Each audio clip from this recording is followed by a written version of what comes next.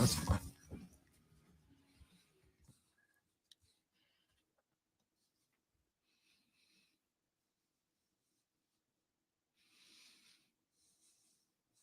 And away we go, ladies and gentlemen. Welcome in. The Rob Brown Show is on your radio. This is the Fan Upstate. Happy Thursday, y'all.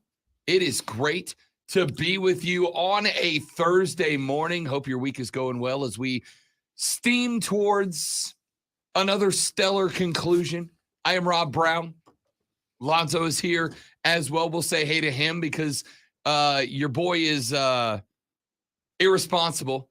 You, not me. Yes, me. Your boy Rob is irresponsible and forgot his headphones over in the office. Lonzo, of course, being the stellar coworker that he is, going to grab them for me. So he will join us here in just mere seconds from right now. But what a show we have lined up for you. Thank you. Great one. It is greatly appreciated by both me, I'm sure, and the listening audience. How you doing, Lonzo?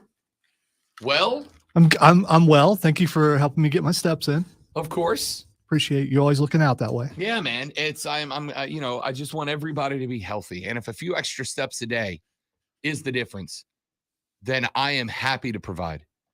And also, I am forgetful. It is what it is. Guys, we got a great show lined up for you on the radio broadcast today. I will begin by telling you that Rashad Beard will join us tomorrow. Ordinarily, he joins us today, but he is just getting back from a business trip today. So Rashad will join the program tomorrow, and we'll get his thoughts on all of the recent developments from the Carolina Panthers as we head toward the draft 2 weeks from today in Kansas City. We will have the 2023 NFL Draft. The Carolina Panthers are technically on the clock. And later on in the show, conspiracy theory that your boy fell into yesterday. Hey, before that, did you know that you and I and that other show are going to be live? On draft day. On draft day. Sure did. We are. From 9 till noon, the Rob Brown Show. And then from noon until 4, noon to 3, Jim Rome, he won't be there.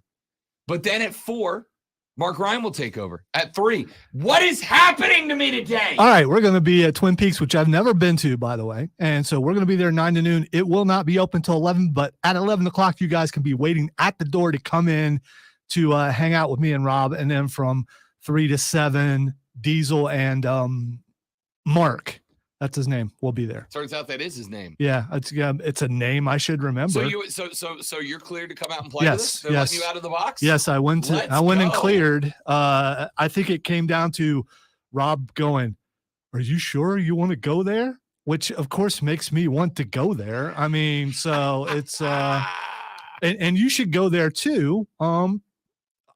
I want to try the food. I've never been. I want to try the food. I hear the food's pretty good. So, and a chance for you to come out and hang out with us, which you guys always show up whenever we're out there. And it's right around lunchtime. I'm sure Rob and I will hang around after the show, have some food, and Rob will talk to you and I'll just wave. Lonzo will hug you if you want it. Not happening. He will. Big hug life. Especially, I think they have like ribs there. Did I hear that correctly? I believe that they do. Yeah. So no sauce on my fan shirt. I only get to wear it like once a year. So I mean, you know. Are you wearing the khakis? No, I'm not. We will be live draft day Thursday at Twin Peaks, right down the road from the station, as a matter of fact. A bunch more details coming about the appearance. There's going to be other people there and things like that, and we're going to be able to tell you as we get closer. Yes, indeed. So make your plans now. Draft day Thursday is 2 weeks from today. We will be there live from 9 to noon. Doors open at 11, so you'll be able to come hang out with us. And, by the way, we get off the air at noon, and then guess what I've got to do for the next 3 hours? Nothing. Sit there and talk draft with you guys. So that's it. I'm gonna have to go out and buy that shirt that we talked about before the possible last appearance. The compression shirt. I'm gonna have to head out this weekend after Comic-Con on my way back. and drop by a sporting goods store and find something to hopefully find a person around. Excuse me, ma'am, can you help me? We call them offensive lineman shirts. Keep the old belly tucked. That's not what I need tucked, though, which we've discussed before and made it all the way around the building. Yeah, so, which I for mean, about 2 days, I had people coming up to me in the building going, "What's that about Lonzo's nipples?" So, yeah, the reach of the Rob Brown Show. No, thank you, Steven. By the way, on the stream. By the way, you can watch us live on Facebook, Twitch, Twitter, and YouTube. Search the Fan Upstate or the Rob Brown Show, and you'll find them everywhere. Yes, 2 Thursdays. Well, I guess 2 weeks from today, the Rob Brown Show will be live at Twin Peaks. We will be on the air from 9 to noon. The restaurant opens at 11. So if you're planning on coming by, as the texter who just said, I will make a 9 a.m. appearance for a beer, make an 11 a.m. appearance for a beer. All right? Come on by at 11. Hang out with us for the last hour of the show. I don't know. And then when we are done. Do they have windows? Oh, yeah, it's beautiful. They got a whole outdoor patio. So you guys could just line up at the windows. Yeah, and just stare in. Yeah. I mean, I think that would be awesome. I suspect if enough of you guys show up at 9, they'll go ahead and open up. I don't know. We'll see. I hope they leave you out there and you are staring in the windows with your hands, and it's like, I want to come in with you guys. Like the world's lamest horror movie. I don't know. Depends on what some of the people look like. You never know. Fair enough. If Kevin shows up, we might be frightened. Fair enough. All right. So 2 weeks from today, Texture said, can we tailgate in the parking lot? I'm going to go ahead and give you permission. I'm going to say yes. Without asking, I'm going to say yes. You may all tailgate the Rob Brown Show 2 weeks from today. Go tailgate the parking lot, and when the doors open, rush it like you got to get a front row seat. But in tailgating, don't make food out there because there's food inside where we're going to be. So save your appetites for the food that's on the inside. But if you want to bring something to drink, like an ice cold water or something like that, or whatever you drink, then probably ice cold. Yes, come out tailgate with an ice cold water. It's probably going to be warm outside. Staying hydrated is very important. Fair enough. All right, ladies and gentlemen.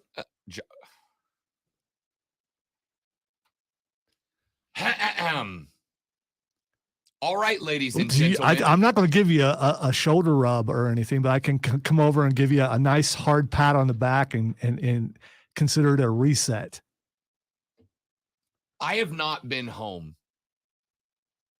before 10:40-ish this week.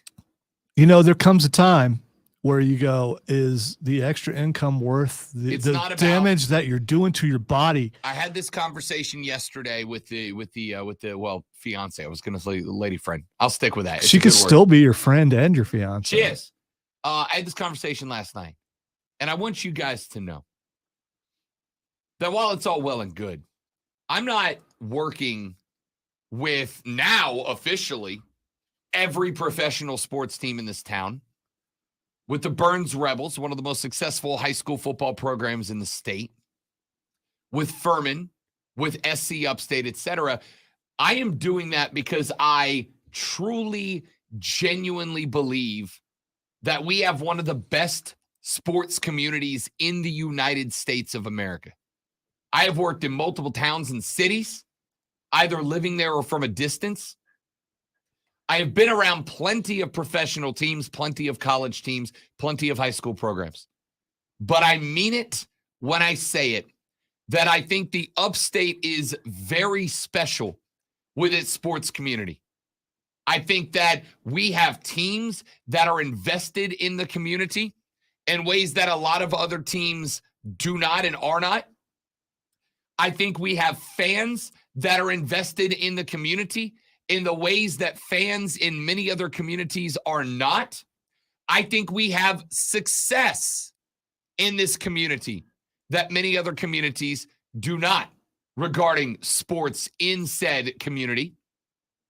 And I very much feel both a responsibility and just a flat out desire to be as connected, involved, and ingrained in the local sports scene as I possibly can. It is why I am not only at Swamp Rabbits games, working, to make sure that those games are as entertaining as they can be. But it is why we have Andrew Lord on the show. It's why we have players on the show. It's why we talk Rabbits hockey.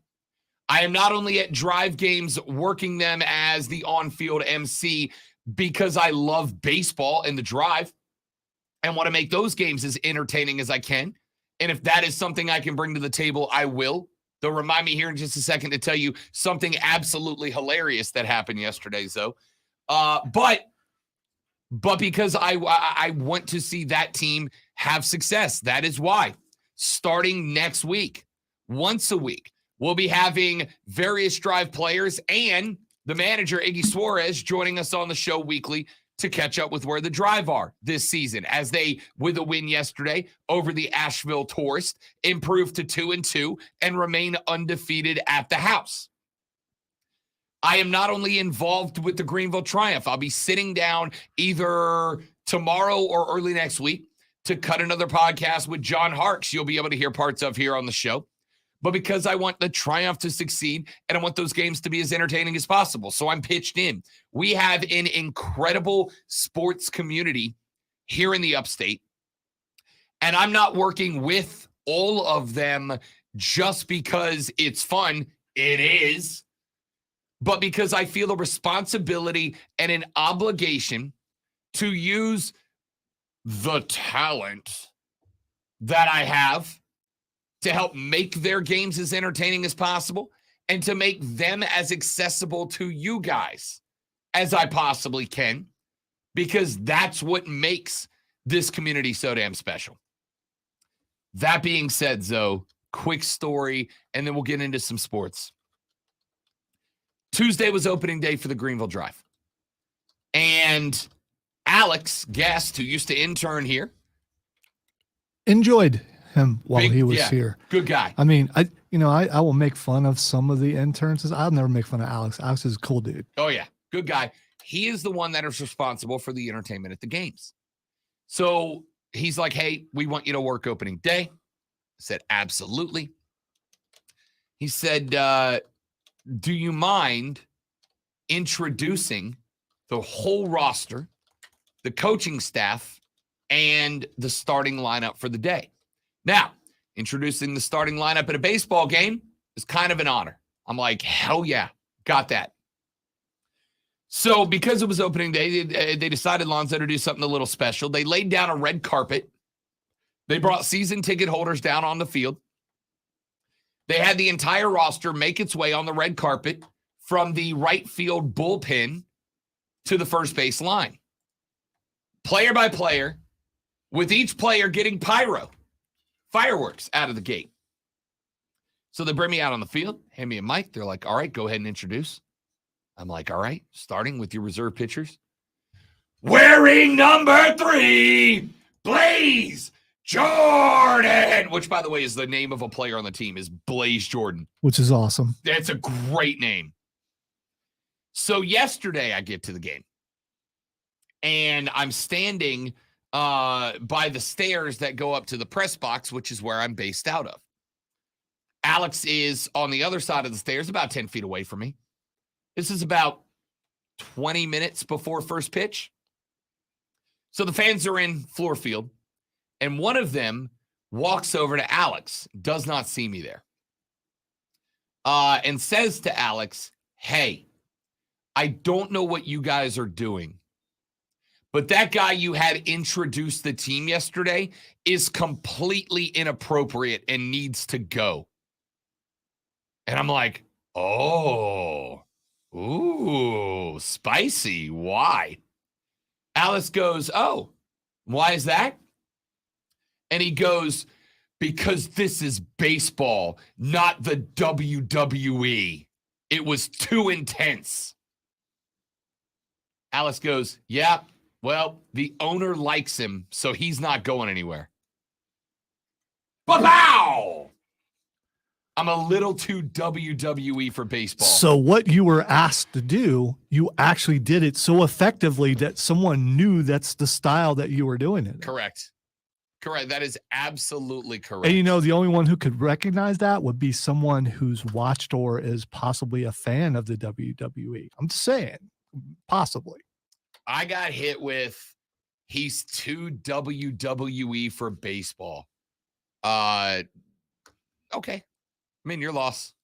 But we nailed it. That also speaks to some of the things that might be wrong with baseball. I mean, Well, speaking of things that are wrong you with want baseball, the kids out, don't you? I mean, Speaking of things that are wrong with baseball, coming up later on in the show, I have a thing. I am a hopeless romantic for the game of baseball. Until baseball does something dumb. And they did earlier this week. I'm going to talk about that later on in the show. The AP has put out their first consensus mock draft, polled all of their beat writers, put together a mock. Who do they have the Cats taking number 1 overall? I will tell you that coming up later in the show, as well as what Albert Breer chimed in to say that the Panthers are thinking and saying about their first overall quarterback selection. We're going to get into that later on.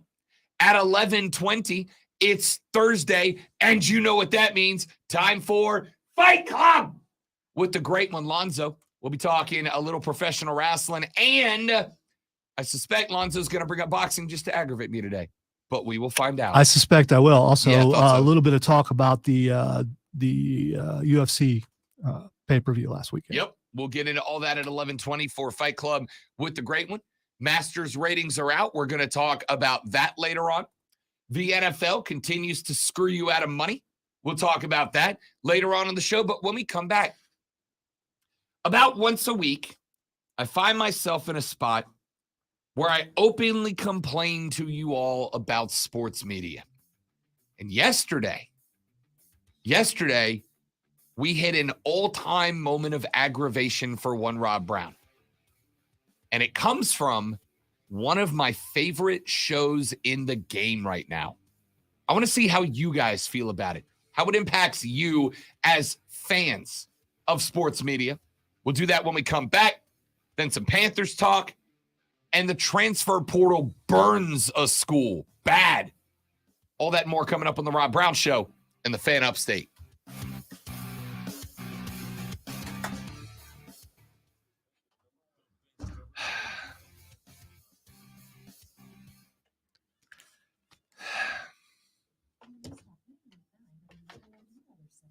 It's new. I didn't recognize it. Oh, okay. It didn't sound, I mean, it made me think that it was from the network, and yeah. So now I know, and it exists.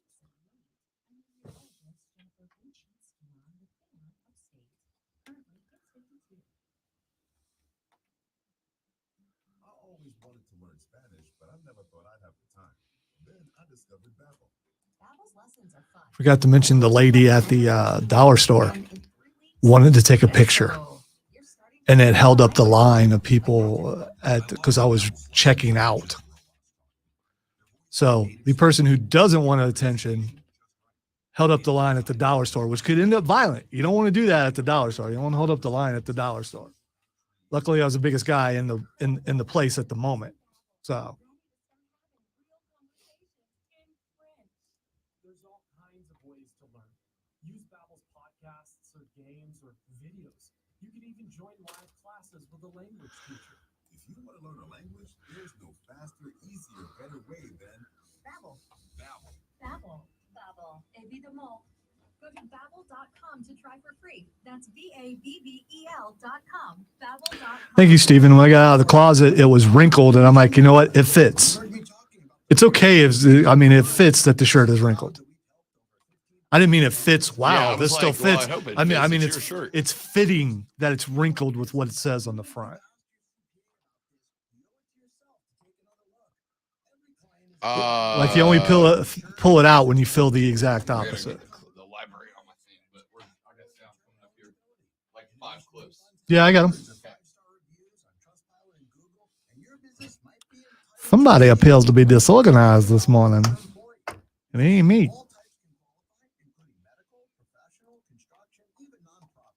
Please don't miss out on this. Even your doctor would tell you to get an expert second opinion, and we do a lot of work for doctors. Download the Innovation Refunds app now, or go to getrefunds.com to potentially get a payroll tax refund of $26,000 per employee. GetRefunds.com. GetRefunds.com. FC Comic-Con is back and bigger than ever. April 15th and 16th at the Greenville Convention Center. Featuring artists and stars like Kevin Eastman, creator of the Teenage Mutant Ninja Turtles, Power Ranger, Johnny Young Boss, and Emily Swallow, the Armorer, and Mandalorian. Tons of vendors with thousands of comics, games, and toys. It's a weekend of fun. Tickets are $25 Saturday, $20 Sunday, and only $35 for the entire weekend. Kids swimming under a free with a paid adult. For more details, go to fccomiccon.com or find us on Facebook. Running a small business is no small task. At Home Trust Bank, we work hard to prepare businesses for whatever tomorrow may bring. Your dreams are our business, and we have local experts who can help you plan for a successful future. Dependable guidance you need and service you'll appreciate. At Home Trust Bank, we take your small business banking personally. Visit your local Home Trust branch or anytime at htb.com. Member FDIC. Baseball is back. The free Odyssey app lets you listen to local coverage for the team you love, live stream your favorite sports radio station, or jump back and listen to the best segments on demand. Don't forget, we talk to the manager every Tuesday at 2 p.m. Don't listen to some guy from the other side of the country tell you about your team. Live conversations for your local team, no matter where you are. Your season, your Odyssey. Get in the game and download the free Odyssey app today. Sponsored by Taco Bell. I agree, Trey. And, the other thing is, it's weird because, I know I'm in radio and have been forever, but seeing someone doing TV, this is weird and cool. It's like, I know that guy. Thank you, Steven. I was waiting for someone to notice. I have to figure out how thick to write things to where it shows up.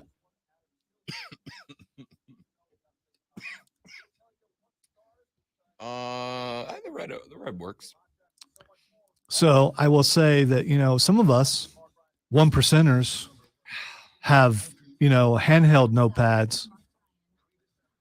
And, the rest of us have the notepad for pores.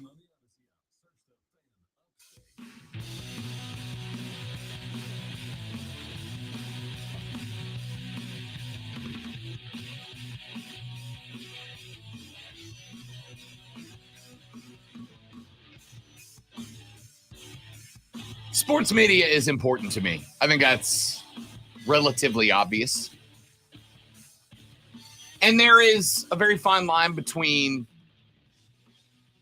to me, providing a valuable service and recognizing that more than anything else, that service is entertainment. Because what we talk about on the show, in the grand scheme of the universe, is largely unimportant. But it is important to us, right? If it wasn't important to us, we wouldn't be doing this. You wouldn't be listening. So therefore, it drives me crazy when people pop onto the radio and say silly things for attention. There's plenty of stuff that is important to talk about, good to talk about, that can enrich sports media, as opposed to people who get on and make stuff up or exaggerate stuff for the sake of entertainment.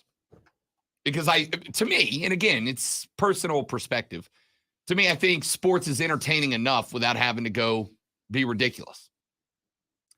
Now, that's not to say you can't be over the top, larger than life, loud, and still be compelling and talk about important stuff in the world of sports, which is why Rob Brown is a big fan of, as are many of us, the Pat McAfee show. I have said many times, the reason I love Pat McAfee is because Pat McAfee is doing what Rob Brown has been wanting to do for many years at the level that he wants to do it. McAfee's pod is what my show would be with unlimited resources, right? We would have an old basketball gym.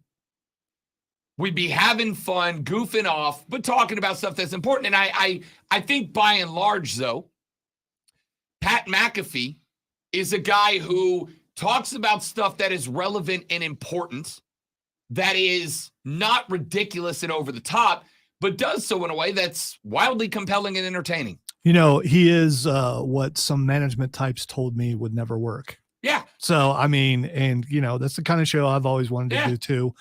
Maybe a little less cursing, but, you know, that's just me. To each their own. In that gym, we need street hockey and also at least some stand-up video game cabinets. Yeah. But, you know. I have also been told, though, that'll never catch on. It'll never work. And it's like, okay, if somebody would have tossed me the resources earlier in my career, we could have been there. But it is what it is. Because you know what it is? Guys, especially, like seeing guys who are like them talk about things the way they talk about it. You don't have to have that, and not that we don't. All right, Rob's better than mine. Professional radio voices. Ladies and gentlemen, welcome. Okay, so that being said, I think Pat, who I adore, who I respect, made a mistake. Pac-Man Jones. Y'all remember Pac-Man? Ain't no saying go to the script club Jones. Pat brought Pac-Man on as a character on the show.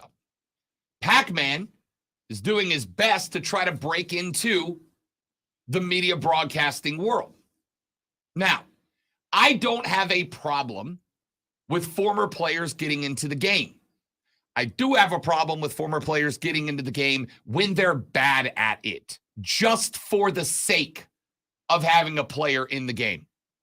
Because there's a lot of talented people who have much better insight into the game, who get bumped for a guy like Pac-Man. Why is Rob beating up on Pac-Man? Well, I'm going to walk you through a conversation and about 6 different clips that took place on the show yesterday.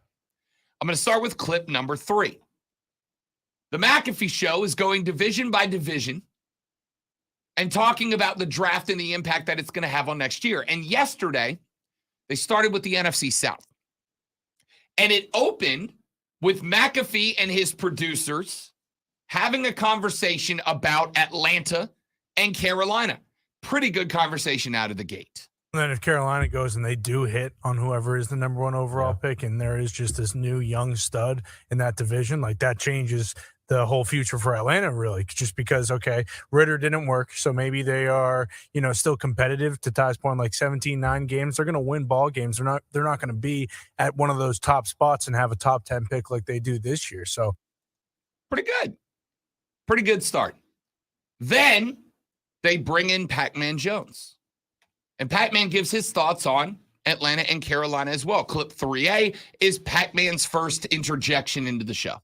Ritter might be a guy. yeah, definitely could be. But I think the things that they did on defense showing that they're going to be top of this division. They went and got Jesse Bates that they spent a whole lot of money on. They just went and got this kid here. They got A.J. Terrell. And then the front end, they got some dogs up there. Got Calais Campbell. Yeah, just signed. Tampa Bay, okay. Carolina, okay. Yeah. All right. So Pac-Man's pretty impressed with Atlanta's offseason. He's okay on Tampa and Carolina. All right, fine start. Disagree, but fine start. Then they decide to flip to the Saints. Now, yes, it is about my team, but I want you to stick with me, even though you're going, of course, I was making it about the Saints. I'm not, and I'll tell you why. McAfee, clip 3B, goes into what is the biggest conversation about the Saints right now, that is offensively, what Derek Carr can do as the quarterback. Saints, who the hell know what this guy going to do? We don't even know what the Saints are going to be. Derek Carr? Yeah, that guy right there. Oh, Derek. Derek's an okay player. We know what happened. How much did he get? 100 million, 60 million guaranteed. 60 guaranteed. Think about that. Yes. Everybody's talking about in comparison to Jimmy G, too. In comparison to Lamar. Yes. Just the conversations that are happening about Lamar. Derek could go win, though. Yeah, Michael Thomas plays, too, again. Like if he Kamara, Taysom Hill's still in there. Olave. They got a defense. Saints have a good defense, right? Okay. No problem so far, right? It's absolutely fair to say that despite the fact that Derek Carr is about to go into the Hall of Fame in his first season in New Orleans. Is he? I mean, is he playing? Kamara, tomato. No. Is he still playing? As of today, yes. Yeah, because but we'll see. Yeah, he could be somewhere else, like for a while, right? Yeah, possibly. Okay. But the point is the conversation's fair so far, right? There's questions about Derek Carr. That's fair. They also bring up the fact that New Orleans has got some skill players. If Mike Thomas comes back healthy, Chris Olave had a great rookie year. Not hearing anything negative yet. I mean, it's Absolutely. I'm guessing it's coming, I suppose. Nothing wrong with the conversation. And then McAfee says, let's talk about the Saints defense for just a minute. And I think that is very fair. Here's Pat setting up the conversation about the Saints defense. Saints have a good defense, right? Yeah. They are. Yeah, Honey Badger. Right. Yeah. Cam. Lattimore. They got dogs on Mario Davis. Saints have a good defense. Yeah, they do. Saints have a good defense. Is it world beating? No. Is it bottom of the league? Not even close. I was going to say, do they though? I mean, yes. Yeah, okay. The offenses in the NFC South were not very good last year. I don't disagree. Which would make any defense, including the Carolina Panthers defense, look a little bit better because the offenses were so bad. I don't disagree. However, there are other bad divisions too, and the Saints had the 9th ranked defense overall in the NFL last year. 9th ranked. Now they are getting, I'm not even going to argue. They're getting older. Demario Davis is up there. Cam Jordan's not the same guy. This is one, I've heard it said a bunch of times that stats don't lie. They do in this case. They absolutely do. Because if you're playing against inferior offenses, it's going to bump up your stats and make you look better. There are 11 games that they played not against the NFC South. What was the West? What was the other division they played against? I don't remember. But the was Saints was last it like year, the AFC South or something? The Saints last year at the end of the year, if I recall correctly, had like the 11th or 12th most difficult schedule in the NFL based on end of season records, right? It wasn't bad at all. Top 10 defense. If I told you right now Carolina had a top 10 defense next year, even in the South, you'd be happy with it, right? So we're good so far. I got no problem with saying the Saints defense is good, but there's questions about it too. And then Pac-Man decides, let me go ahead and be very wrong. Let me be very wrong, very publicly, and this is where it gets off the rails. Yeah, right, bro. The Saints corners suck. They gave up more yards than any NFL team this year. I don't know what y'all talking about, man. Have y'all seen the Saints? Have y'all forgot? Yeah, maybe. I'm just thinking on the back end. Cam is on TV. Yeah. He's awesome. He's great. He was at the Pro Bowl giving great What about interviews. Demario Davis, he's a dog. Perennial Pro Bowler. Absolute stud. Okay. Now, here's why it went off the rails. Pac-Man says the Saints cornerbacks bleeping suck. They gave up more yards than anybody else in the NFL last year. Lonzo, you know how many teams gave up more yards from the cornerback position than the New Orleans Saints? 30 of them. The Saints cornerbacks were the number 2 cornerback unit in the NFL last year. And my man just said they gave up more yards than anybody else in the NFL. No, they did not. In fact, they gave up fewer yards than every other team in the NFL with the exception of one. Yeah, You're wrong and bad at it. I took him just from his tone, and I've watched him on that show of him. He was being sarcastic. I don't think he was trying to be accurate. I think he was trying to do this trolling thing where he knew that somewhere out there some Saints fans would get really upset, and I think it might have worked. That's bad. That's bad. I mean, granted, I guess you're right in that I'm talking about Pac-Man Jones right now. But this is you consider this talking? No, you're passionate and you're upset. It feels like weekly plea to please stop. And I know that I'm breaking it, but please stop giving these people attention, because here's the thing.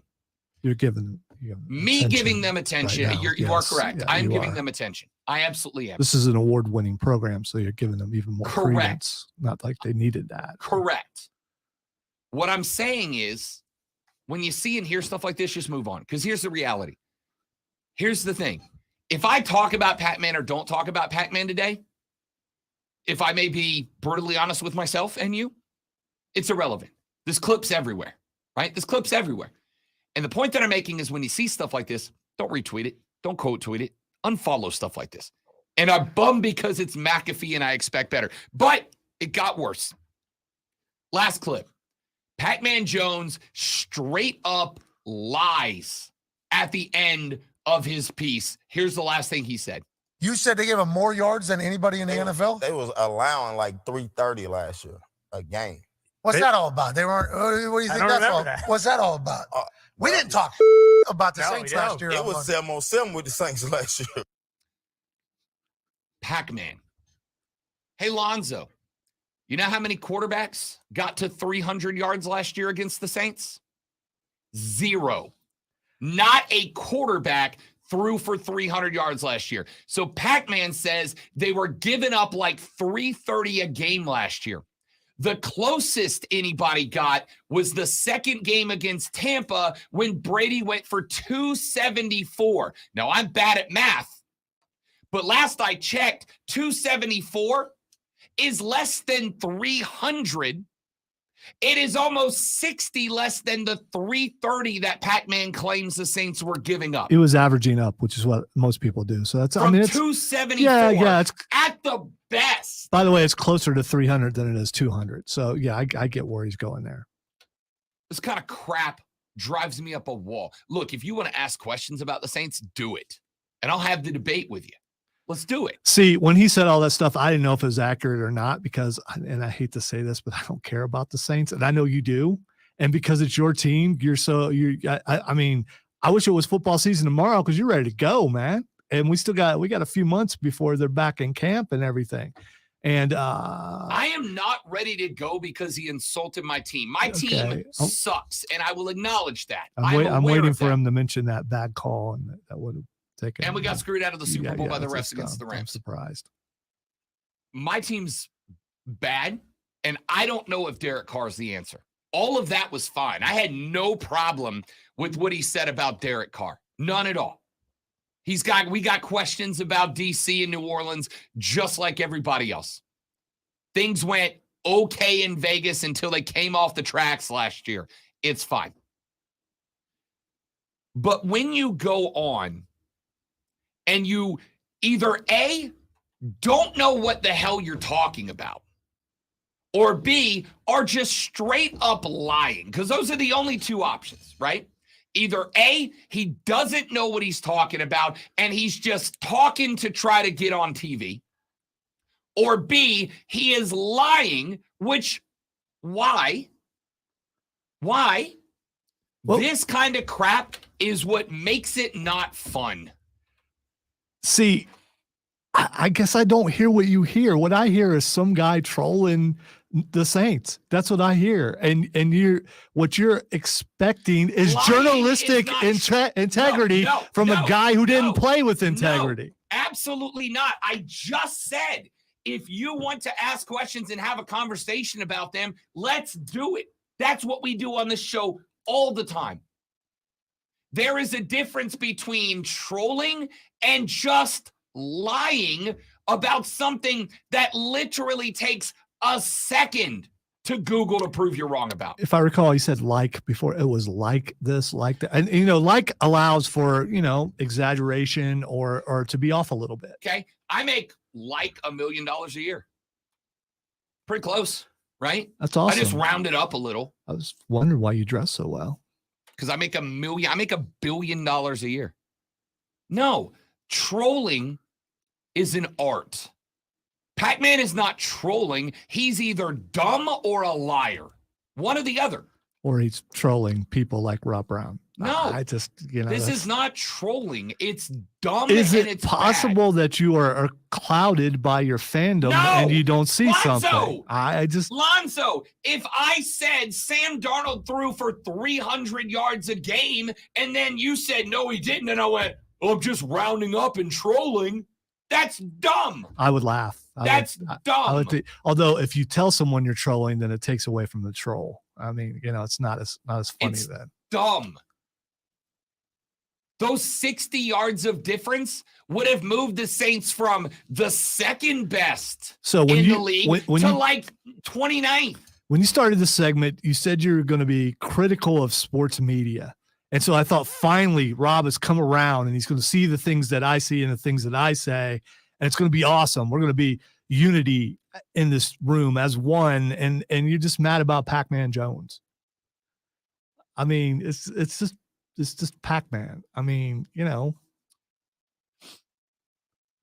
Listen, there is room to be highly entertaining in this game. McAfee is literally the model for that right now, right?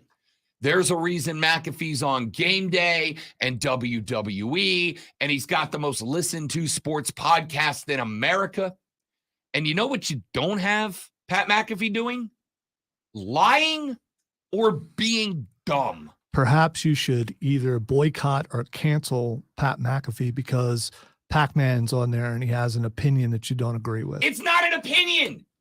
Lonzo, I don't get to say your shirt's red. That's my opinion. No, you're wrong. You could be colorblind. I don't know. No, I would still be wrong. Even if I was colorblind, that would mean I don't have the information to make a statement true, and I am asserting it as fact. You're a bad person. If you were colorblind and you thought my shirt was red and you said my shirt was red, it would be insensitive of me to point out, no, Rob, you're wrong. No. It's not red. No. Telling someone you are factually wrong is not mean, and we should do more about it. People don't get to say a thing as a truth that is wrong, and then you go, no, you're wrong. No, it's my important. Not every opinion has to be respected. Some opinions are dumb and bad and wrong, and they should be called that. Maybe I've watched that show more than you have because the entire rest of the group, they got this sarcastic tone that they always do when they're messing around. Pat and the other guys, they all got that tone, and they do that when they mess around. I think you're taking it too serious. No, I don't. I think you are. Listen, if you think I'm too dumb to recognize sarcasm, then I take that. That's fine. Pac-Man. You don't listen to tone. You don't listen. You talk for a living. I listen for a living. So, I mean, I get to talk some too, which is cool. But I think you've heard me mention about tones many times, including your tone sometimes. I think tones tell an audience what you're doing. And their tones changed. They went to that sarcastic place they always go to when they go, what? And all that kind. They went to that tone. They didn't go to their serious tone as if either he was trolling or none of them believed him either, and they were having fun with it, and they were egging him on. None of them believed him because he's wrong, and it was a stupid-ass take. It was a dumb take. And, Pat, again, that take right there should disqualify from me ever having to hear from that guy again. All right, so I get you trying to defend Pat. I'm not. Like Pat. The thing is, this was dumb. I mean, if I got upset the way you get upset, I would have had to block Kevin because all he does is talk stuff about Kansas City every single day. Right. You know what he does? But you know what inaccurate stuff. He doesn't come in here and go, Patrick Mahomes threw for like 10 yards a game last year. Basically, that's just like my opinion, man. Because you would go, that's dumb and bad and wrong. Hudson, are you saying he's a peacock? I don't know if that's what you're saying or not. Let me get away from this because none of y'all care. I get it. It's a me thing, not a you thing. But this me thing is on your show, so it can be a you thing all you want. You're I mean, damn that's right. fine. And now that you all suffered through my thing, let's take a break and come back with something totally different, shall we? I don't know what that thing is yet. I'm too mad to pick a next topic. We're going to come back and talk stats because the stats were wrong, Pac-Man. You don't even know.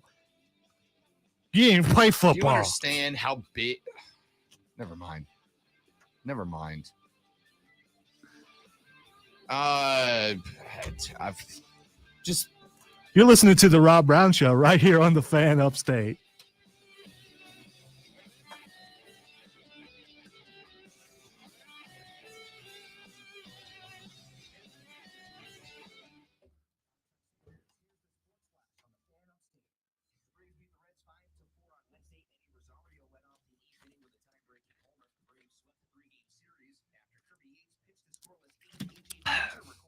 I would say that your statement is accurate, Steven. I feel like this country has lost the definition of opinion versus fact. No, you could have just cut off that this country is lost. No, it's not. This country is fine. We have this thing where everybody's opinion is the country is being ruined when the other team's in charge. And it's dumb and it's bad. We have gotten through everything that's been thrown at us. We will this as well. But there is a difference between my opinion is when your opinion is wrong. Objectively, empirically, provably wrong. No, Trey, he's not. He's his own thing.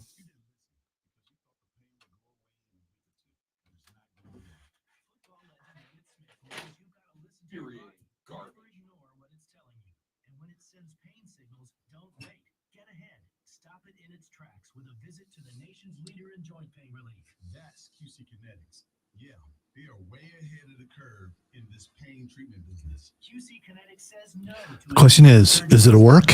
Is it not? If it's not a work, hopefully his mom calls him and calms him down. I don't know.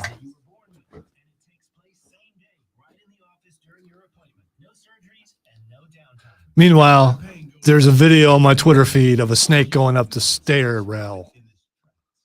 And it's like a 20-foot long snake. No, thank you. Why is this stuff on my feed? I don't want to see that.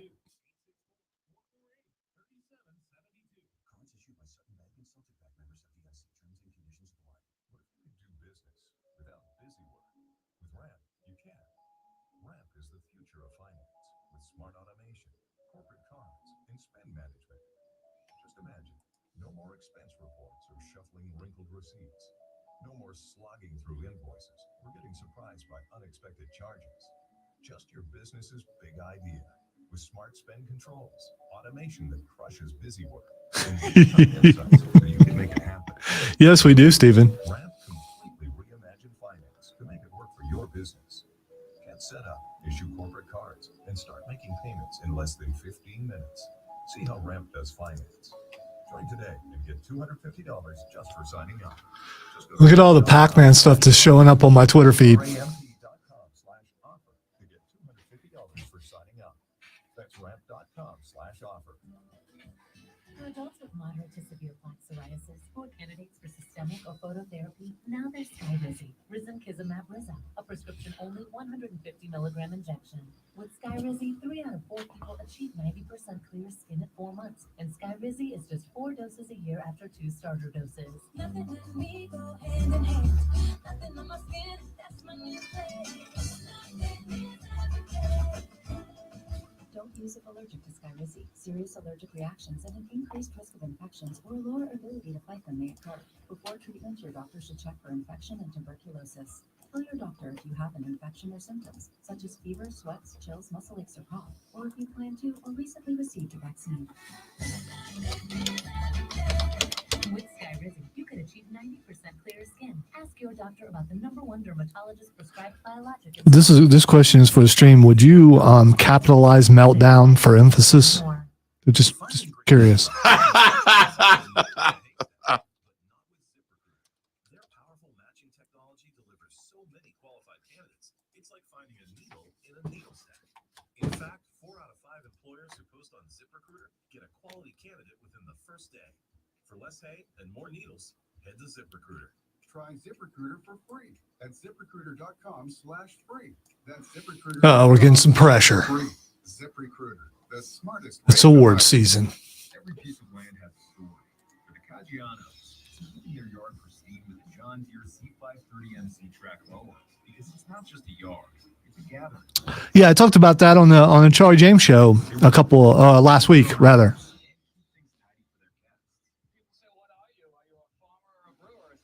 I'm pointing out that the changing of the ball and all that kind of stuff had nothing to do with it. It's the atmosphere. From the Ingalls Market Studio, Upstate, 97.7 FM Green. 97.1 FM Spartanburg.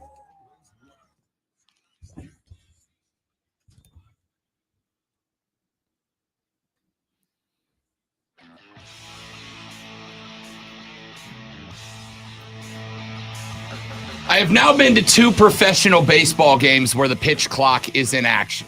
Both of them minor league games with the Greenville Drive Tuesday and Wednesday. And I can tell you that I'm a fan now.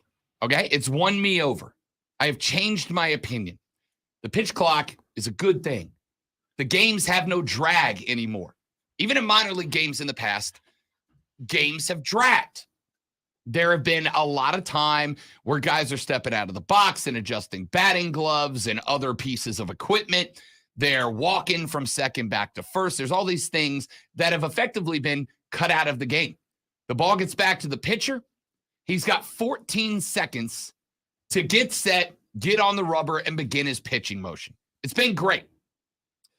And the games have been shortened up at the MLB level by roughly half an hour.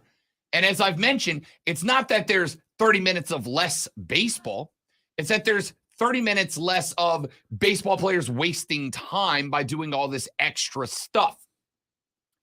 But there is one thing that has been trained, has been changed by the new rules in baseball. And that is that at least 2 MLB teams, and I suspect the rest will follow suit, have gotten rid of my least favorite rule in stadiums. That you can't buy beer after the 7th inning anymore.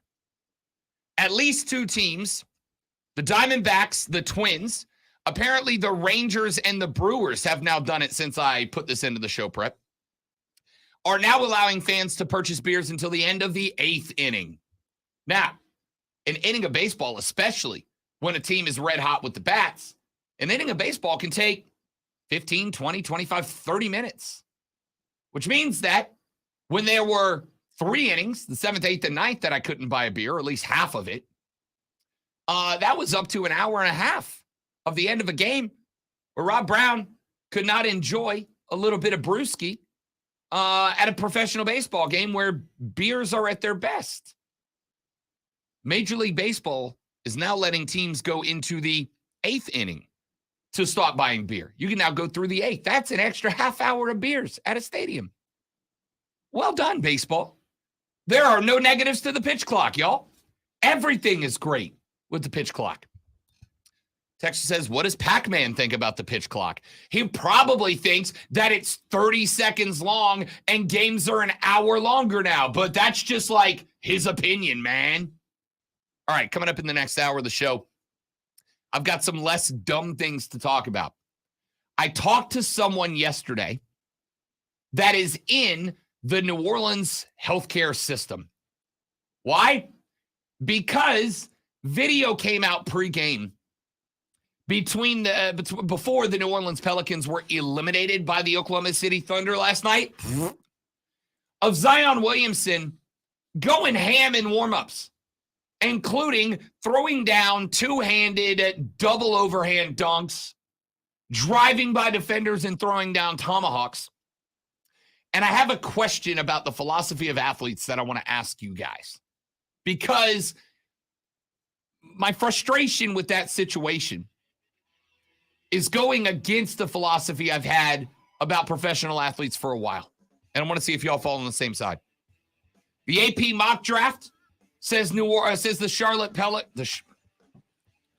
Carolina Panthers. That team is going to draft one quarterback. ESPN says the other. Final sales pitch. We'll take them from you guys. The Big Ten has a new commissioner. Tells me where the priorities in college football are moving forward. And a baseball player goes through a surgery that I've never heard of before, all connected to baseball. All that more coming up in the next hour of the Rob Brown Show in the Fan Upstate.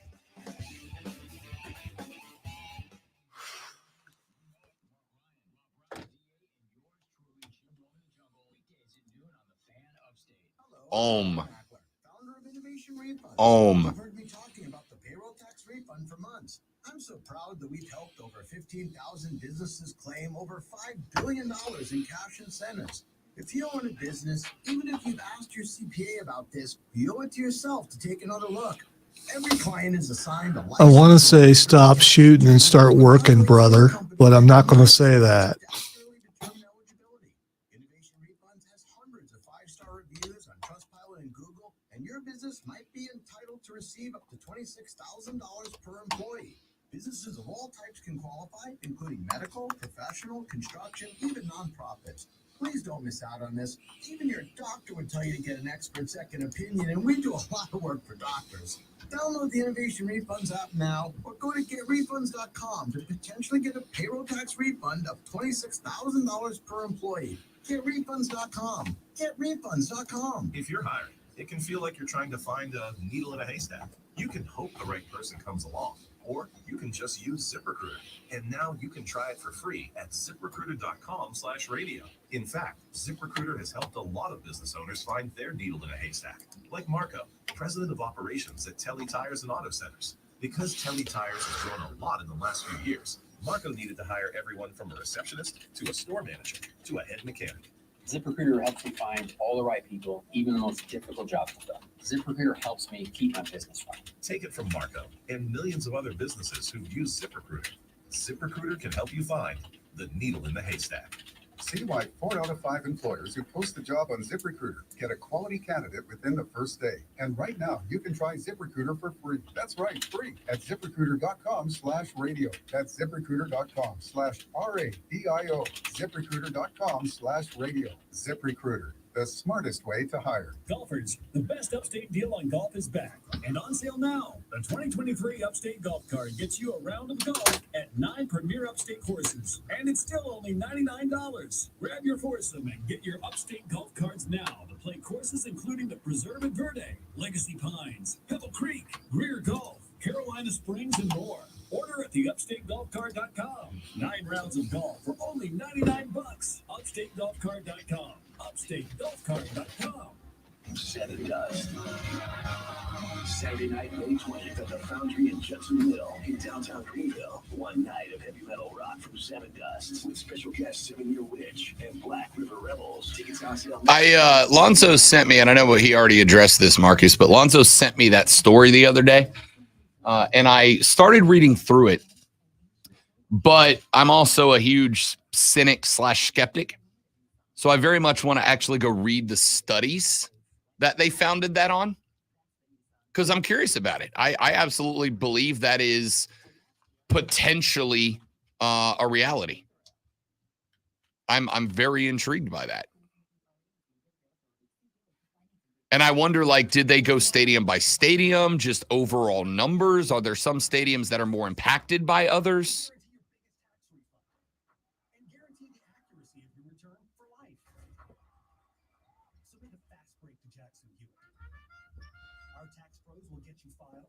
An extension before the deadline. Beat the clock and the crowds. Come in and file today. When every dollar matters, it matters who does your taxes. Have you heard the Rob Brown Show? Zach is an NFL quarterback.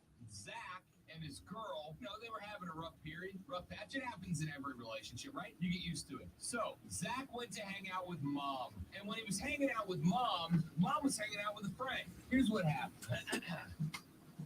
So Zach is in here to hang out with old mom.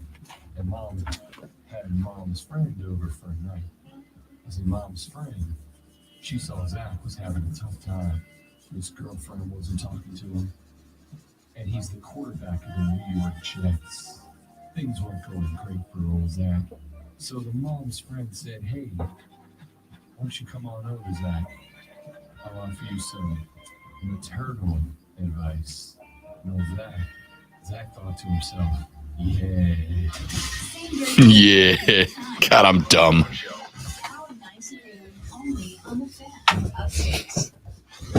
But dumb works.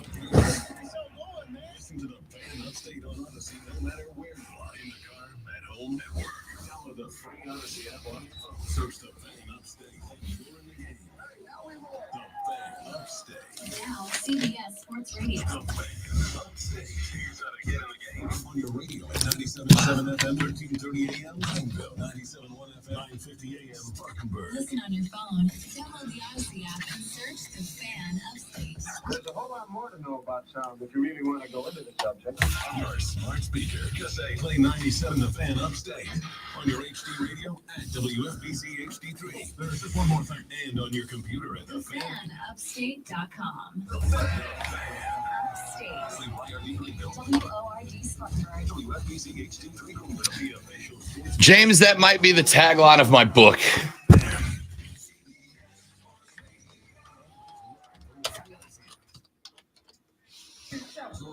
Official Rob Brown Lockdown. Manufactured locally for the Carolinas. This is the Rob Brown Show. Only on The Fan Upstate. Our numero dos of the Rob Brown Show goes now. This is the Fan Upstate. Howdy, y'all. Rob Brown, the Graven Lonzo with you. The Gilstrap Family Dealerships.com phone line is open right now at 844-326-3663, 844-326-3663. You can text us. The text line is open for you at 71307, 71307. Start your text with FAN, F-A-N. We'll read them on the air. FAN, F-A-N. We'll read them on the air. Tweet us at The Rob Brown Show, at Lonzo, one word, at The Fan Upstate. You can also watch the live stream. Come hang out with us on the live stream by going to facebook.com/The Fan Upstate or searching The Fan Upstate on YouTube or Twitter. You can also search The Rob Brown Show on Twitch. If you'd like to hang out with Zoe and I, talk with us behind the scenes, make fun of me to my stupid face, as most of the stream does, come on, jump in. Let's have a little fun.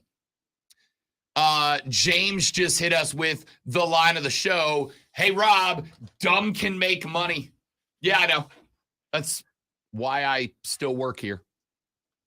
Let me get to some stuff. And I'll start because I am making this show all about me. I will start. You know, if your name's on the show is all about you. Yeah. I mean, that's kind of a thing. As Jim Carrey in that classic movie, The Mask, once said, somebody stop me. Yesterday evening, by evening, I mean way too damn late at night, the New Orleans Pelicans hosted the Oklahoma City Thunder in the Western Conference play-in tournament, game number 1.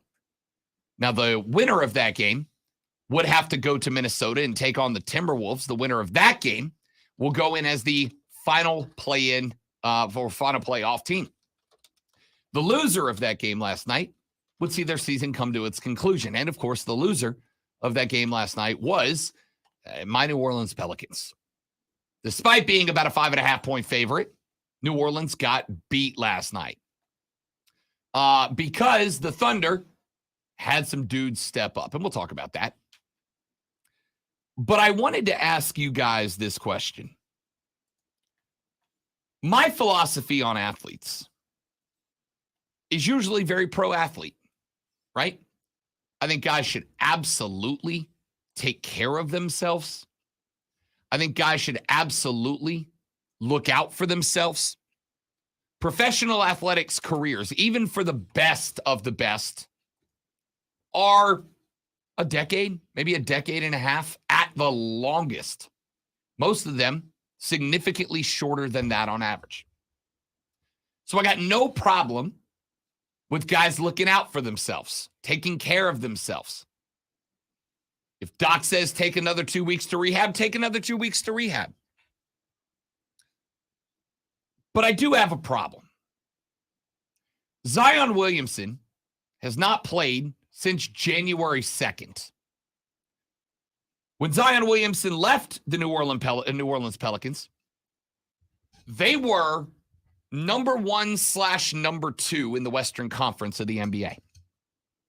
For a while, they were the 1 seed. Zion left. The struggle became very real in the Big Easy. And the Pels fell down to hosting the bottom half of the play-in bracket and getting bumped in round 1. Now, Zion had a roughed up hamstring. That was an injury that was expected to take about 3 weeks to heal. It has been 3 months. Last night before the game, Zion was out on the floor. Doing what? Playing basketball. Was going one-on-one with guys, was driving to the rack, was elevating, was dunking with violence, was coming down, landing, setting it up, and doing it again. Before that, on Monday and Tuesday, there was a lot of conversation about Zion. And one of those conversations was, hey, man, why aren't you playing basketball for the professional team that is paying you a lot of money to do so? And Zion's answer on Tuesday was, physically, I am fine.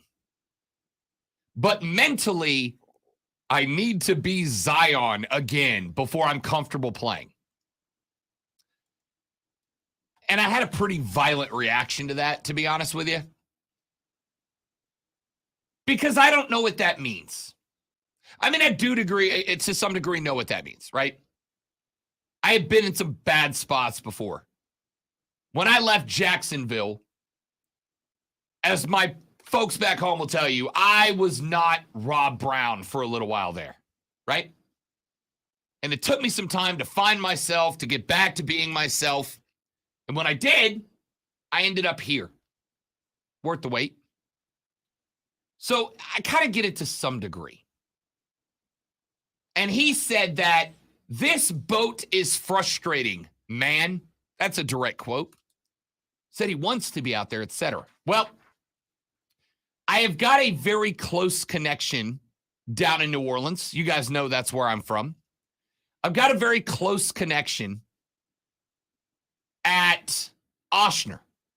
That is the hospital system down there through which the New Orleans Saints and Pelicans run their medical program. That is the medical program that's been looking after Zion Williamson. And I've got a very close connection at Ochsner who I had a conversation with.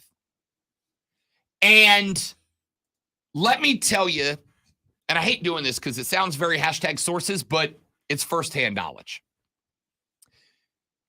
The very popular thought about Zion within the health system down there that's been looking after him was that Zion could have played about 2 weeks ago. Certainly could have played last week, and certainly could have played last night. The firsthand source I talked to said, who, by the way, knows one of the people that is on the Pelicans medical staff, that it's not like Zion is walking around the building with his head hung low. Zion's not walking around the building feeling sorry for himself. The popular thought amongst the medical staff, and I acknowledge that they could be wrong, is that Zion just didn't want to play. For whatever reason. The thought for a lot of them is that Zion wanted to see if the Pelicans could contend for a title, right?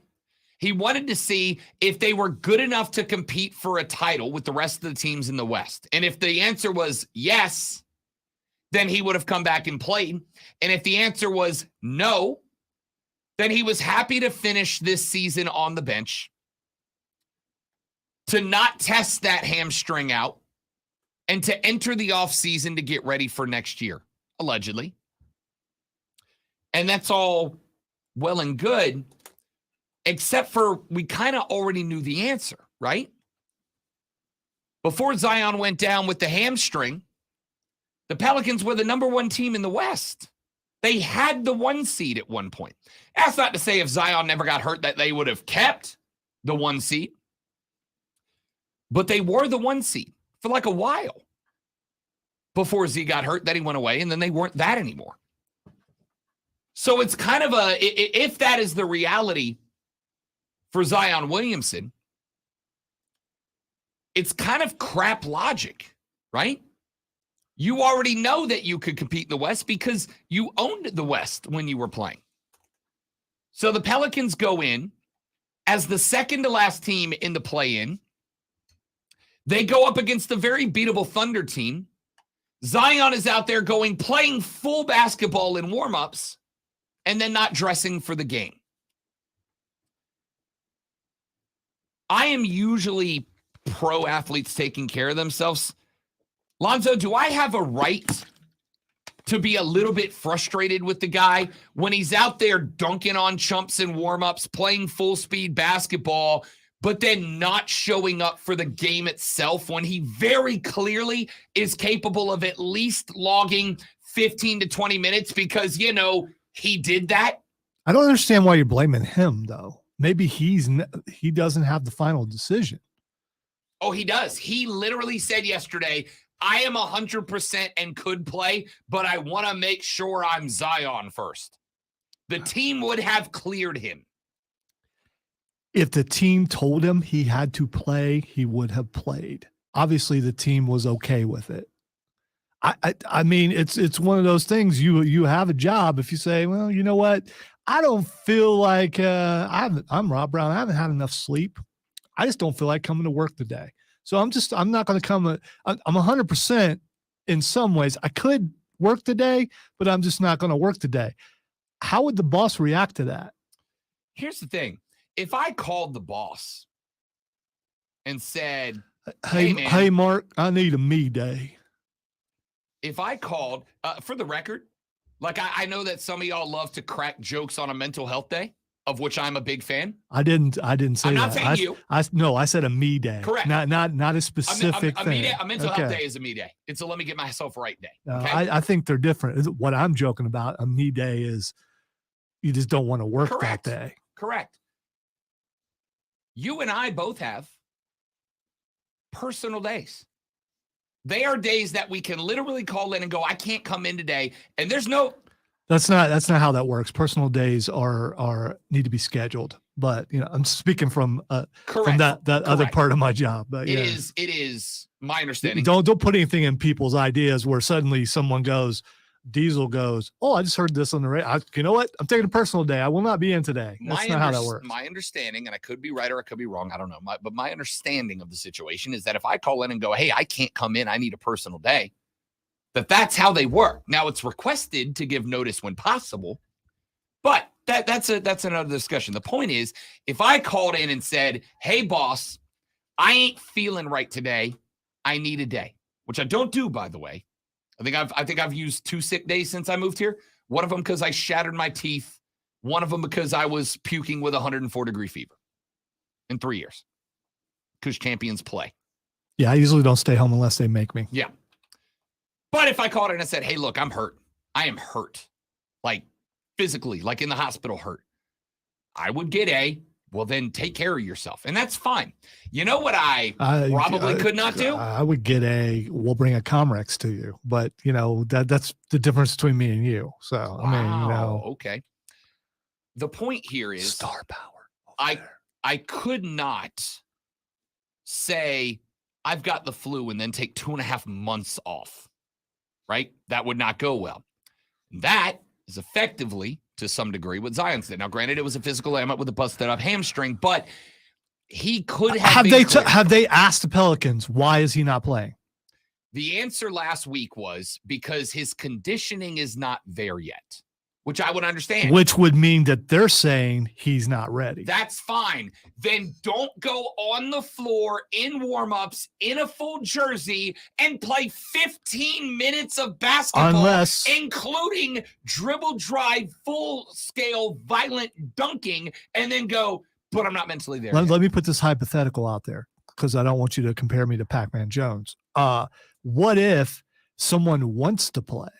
Like we'll say there's Zion. What if he wants to play? He literally said, I don't want to play. But they won't let him play, and he knows they won't let him play. So what you do is you go out there and you show the world, hey, I should be playing, but they won't let me play. He said, I don't want to play. He couldn't say they won't let me play because he'll get fined. BS. He absolutely could. He could say, I'm ready to go, but the medical staff is holding me out.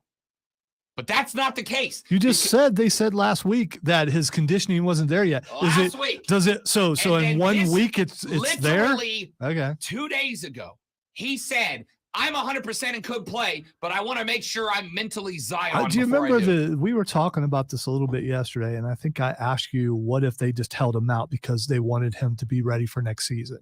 You're in the playoffs. If that is the case, then you are a poverty franchise, and I am done. You mean like the Dallas Mavericks? Could you imagine? Could you imagine if your team made the playoffs? Because whether we like it or not, the play-in is the playoffs. It is, right? For sure. So my team's in the playoffs, and they lay down. Screw that. That's garbage. That is poverty mentality. All right, so I was watching a good portion of that game last night. I didn't make it all the way to the end because I fell asleep. But they look pretty competitive without Zion. I mean, the worst team to make the playoffs in the NBA, the Oklahoma City Thunder. They should have beat that team by 20, right? Vegas had them as 6-point favorites in that game. At home, in their house, with a raucous crowd, a sold-out Smoothie King arena. With Zion, first game back, they win that game going away. But they didn't. Because they asked C.J. McCollum to take over, and C.J. in the playoffs is white-hot trash. Brandon Ingram did everything he could. Herb is a lockdown defender.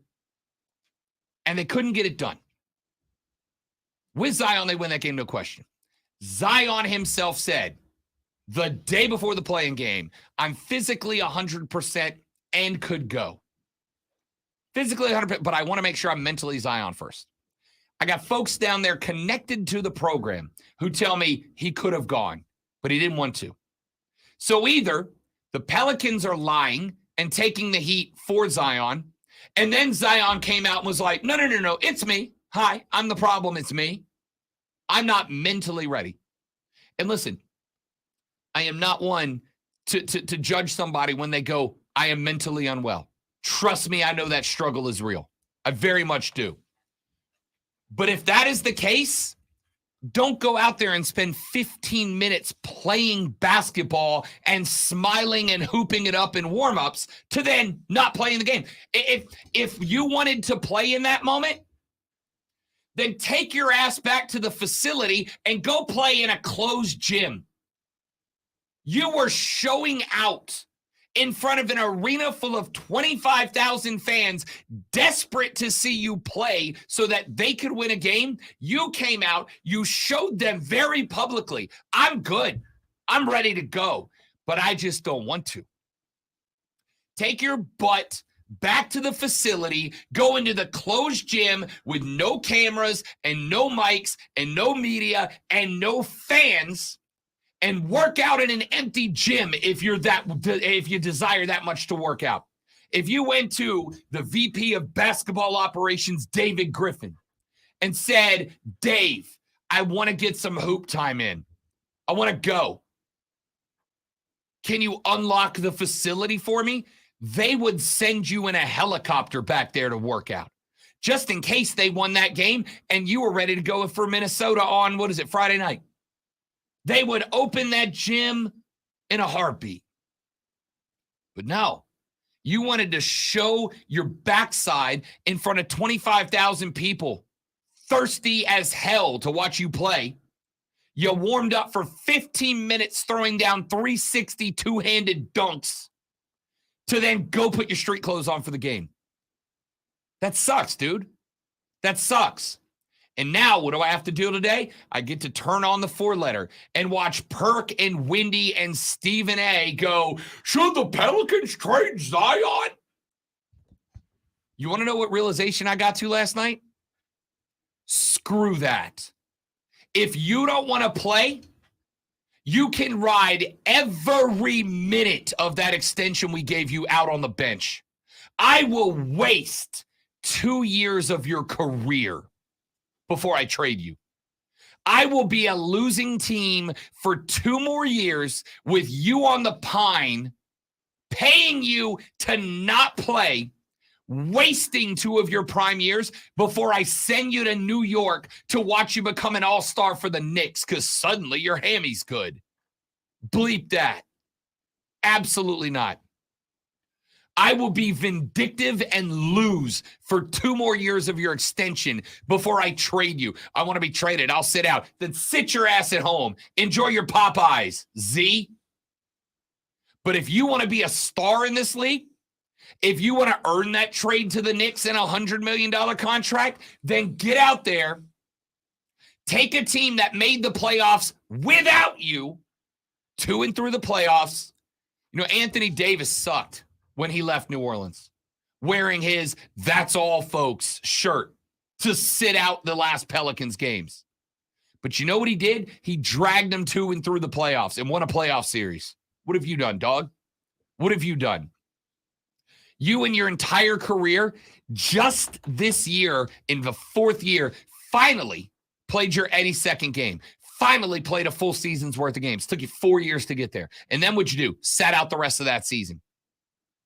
You played less than 70 last year. You played 0, or was it 11 and then 0 the 2 years before that? And now everybody wants to send him to the Knicks so he can be an NBA legend. Screw that. You can start it here. You can play in your prime and do like every other star. Give us a shot before we send you off to a major network to be somebody.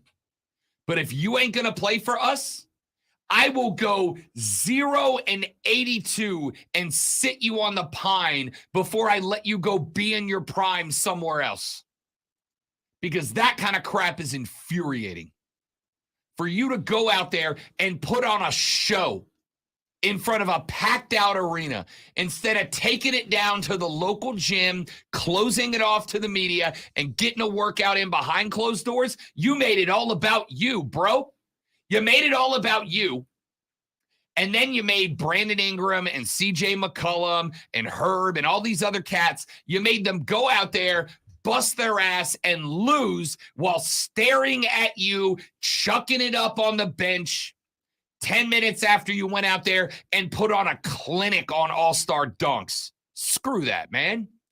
That's trash. That's trash.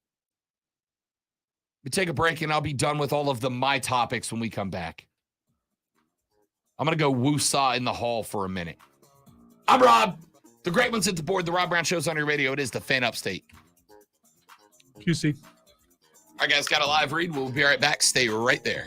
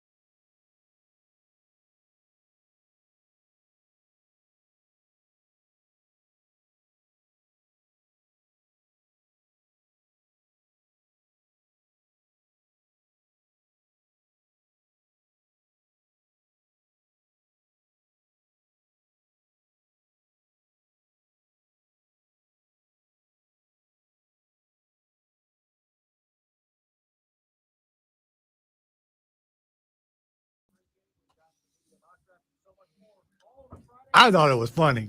It is hilarious. Look at those trees, though. They're very huggable. They're Those very out huggable there, trees. and they're very accessible. Lonzo's all about that hug life. Yes. That's why if y'all come 2 Thursdays from now to Twin Peaks and ask Lonzo for a hug, he'll do it.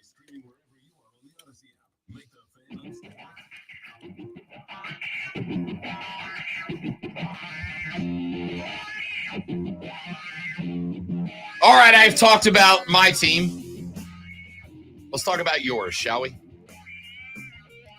Updated Vegas odds on who Carolina will likely pick with the number 1 overall pick. These odds come from BetMGM, courtesy of the BetQL network. Last week, CJ Stroud was the betting favorite at about minus 125. Bryce Young was about plus 125. On Monday, the lines shifted a little bit. CJ Stroud went to minus 130. Bryce Young went to about plus 115. Today, Bryce Young's line has moved again. So if you took some money when I told you to back on Monday on Bryce Young, your profit line just got even better. Today, the lines have dropped. Bryce Young is now minus 300 to be the Panthers pick. CJ Stroud is now plus 210. Vegas is all but convinced at this point that Bryce Young is the guy. Now, the Associated Press every year does a mock draft where they have all of their writers, all of their beat writers get together and discuss how they believe the first round is going to shake out. And interestingly enough, the Associated Press still believes that CJ Stroud will be the guy. They put in his write-up that Stroud's size gives him an edge over Young. And Stroud, quote, has a strong, accurate arm and possesses the leadership ability and other intangibles that Frank Reich values, end quote. They have Bryce Young going number 2 to the Houston Texans. But ESPN's exactly the other way around. Kuiper, McShay, Schefter, they now all have Bryce Young as the number 1 overall pick of the Carolina Panthers. Now, Vegas does react to the thoughts of writers, to the thoughts of insiders, to the thoughts of beat reporters. There is a guy in every book that puts out odds on the number 1 overall pick who is doing nothing but following and interacting with every person that has any sort of contact with the Carolina Panthers. About a week and a half ago, I did a spot with one of the pods from the BetQL network. And they asked me the same question. Who do I think is the number 1 overall pick? And my answer was, I think it's Bryce Young. Now, I said this when Bryce Young was about plus 125 in the Vegas books, and I put money down at plus 125. He's now minus 300. That means if you bet him today, you got to wager $1 to win back 33 cents. When I got him, I wager $1 and I get $1.25 back. So I got the value pick at the time. I spoke with one of the hosts of the BetQL network off the air after we were done, and he told me that the BetMGM folks, at the very least, pay attention to even what dudes like me have to say about all of this. They are locked in not just with the Shefties, not just with the Rizzutis, but with the Rob Browns of different markets. And all of that goes into what the lines say. Now, that is not to say that I have any super deep inside information. I probably have slightly deeper connections with the media in Charlotte than most people do. We know that Frank Reich and Scott Fitterer listen to this show every day. I don't have inside info, which is why I lean on Vegas. Minus 300, 2 weeks to the day before the draft. The odds going that far that quickly. This pick is in. Bryce Young's coming to Charlotte. All right, so I'm curious if the pick is in, and I was curious about when CJ Stroud is visiting with the Panthers, and that's next Tuesday. Correct. So how much will the odds shift after Tuesday? If they come down at all, I don't suspect it's going to be by that much. Maybe we see BY go from minus 300 to like minus 250. But I do not think we are going to see a polar shift like we have so far. If we were going to see that, I don't think the odds would have gotten this separated here. If the odds were going to shift like that, I think CJ would still be sitting at like even money right now, not 2-1 on the return line. All right. That's a huge jump. Heading into the draft, which we will be live at Twin Peaks the Thursday of the draft, 9 to 12. You should come and check it out. Offsides will also be there from 3 to 7. Do you recall, which do you like better? Do you like a year like this year where you don't know who the number one pick is, or do you like a year when there's no doubt who the number one pick is? For the record, to me, there's no doubt who the number one pick is anymore. I know who it's going to be. It's going to be Bryce. I am confident saying that now. So when you're confident saying something and it doesn't come true on draft day, I will eat it on Friday. How do you address that on Friday? I will eat it on Friday. But how do I address it? Do you address it as, saying, hey, I would like to thank the great Lonzo, who has said from the beginning that the Panthers should trade up to number one, which they did, and then took CJ Stroud because he is the far superior quarterback. And I feel bad because Bryce Young is still very short. Would you say all that? If I am wrong, I will say that and allow you to dunk on me all day Friday, metaphorically speaking. So I need permission for that. Okay. I mean, no, but I will sit here and take it and not push back. If Bryce Young is not the number one overall pick to the Panthers, then 2 weeks from tomorrow, I will handle it like an adult by coming in here and saying, hey, I was wrong. That's my bad. But as of right now, I am damn confident saying Bryce Young's going to be the pick. I am extremely confident that I don't know. That's what I'm confident in. I'm not going to. My sources say that Bryce Young is going to be I'm here. I hear tell the scuttlebutt. Hashtag sources. Yes. I don't know. I kind of like that, except for I want my guy to go number one just so you'll be wrong and so the Panthers will win because I think they're going to struggle with Bryce Young, and I do think the height will come into play. It's great he has a football mind. As they were saying yesterday, he's going to make an awesome coach. Will he be successful in the NFL? I don't know. You know what? I hope they all will be. But I think CJ Stroud has a better shot at it. I'm going to root for my guy, and I think he's going to be the guy, and I think you're going to be wrong.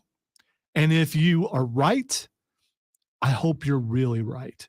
Because if you're wrong, we're going to be coming back week after week talking about how bad Bryce Young looks in a Panthers uniform, how bad he's playing, and how well CJ Stroud is doing at Houston. Because that would be the proof of how good of a quarterback he is if he goes there and is able to be victorious. I think that,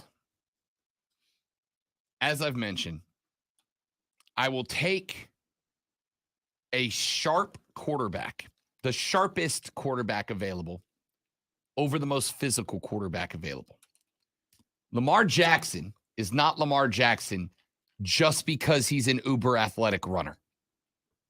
Lamar Jackson is Lamar Jackson because he is an uber athletic runner, a better runner than CJ Stroud, to be clear. I want someone better than Lamar Jackson. I don't want to settle for that level. I want someone the next Lamar level. Is settling? Yes. And so does the rest. So does the rest of the NFL, because there's a reason why he's still not on a team. Because he wants $300 billion. And you have to restructure how you do everything for how he plays. For a guy as talented as Lamar, that is worth doing. Where's that talent got him? I mean, other than being rich and all that kind of stuff, as far as in the league, how many playoff games has he won? Lamar Jackson plays on a part of the reason Lamar wants out is very similar to Aaron Rodgers.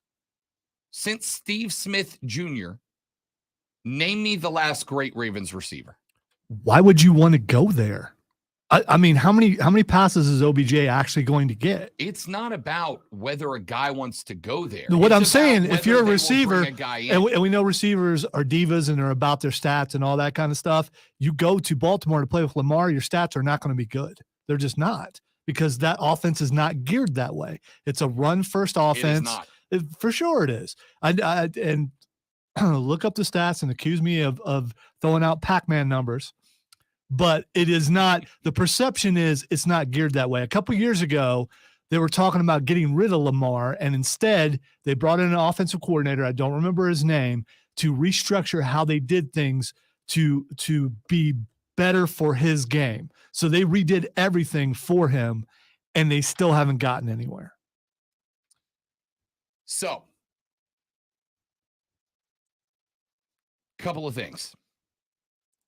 Baltimore. Did you say Steve Smith Jr.? Senior, sorry.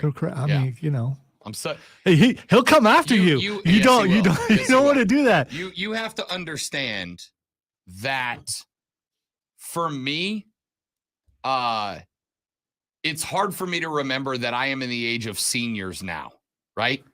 Like the people I grew up watching now have kids coming into the league. Yeah. It's hard for me to accept. But Steve that is an angry man, and he wants people to call him senior. So, you know. Yeah, that's my bad, Steve. Don't at me, bro.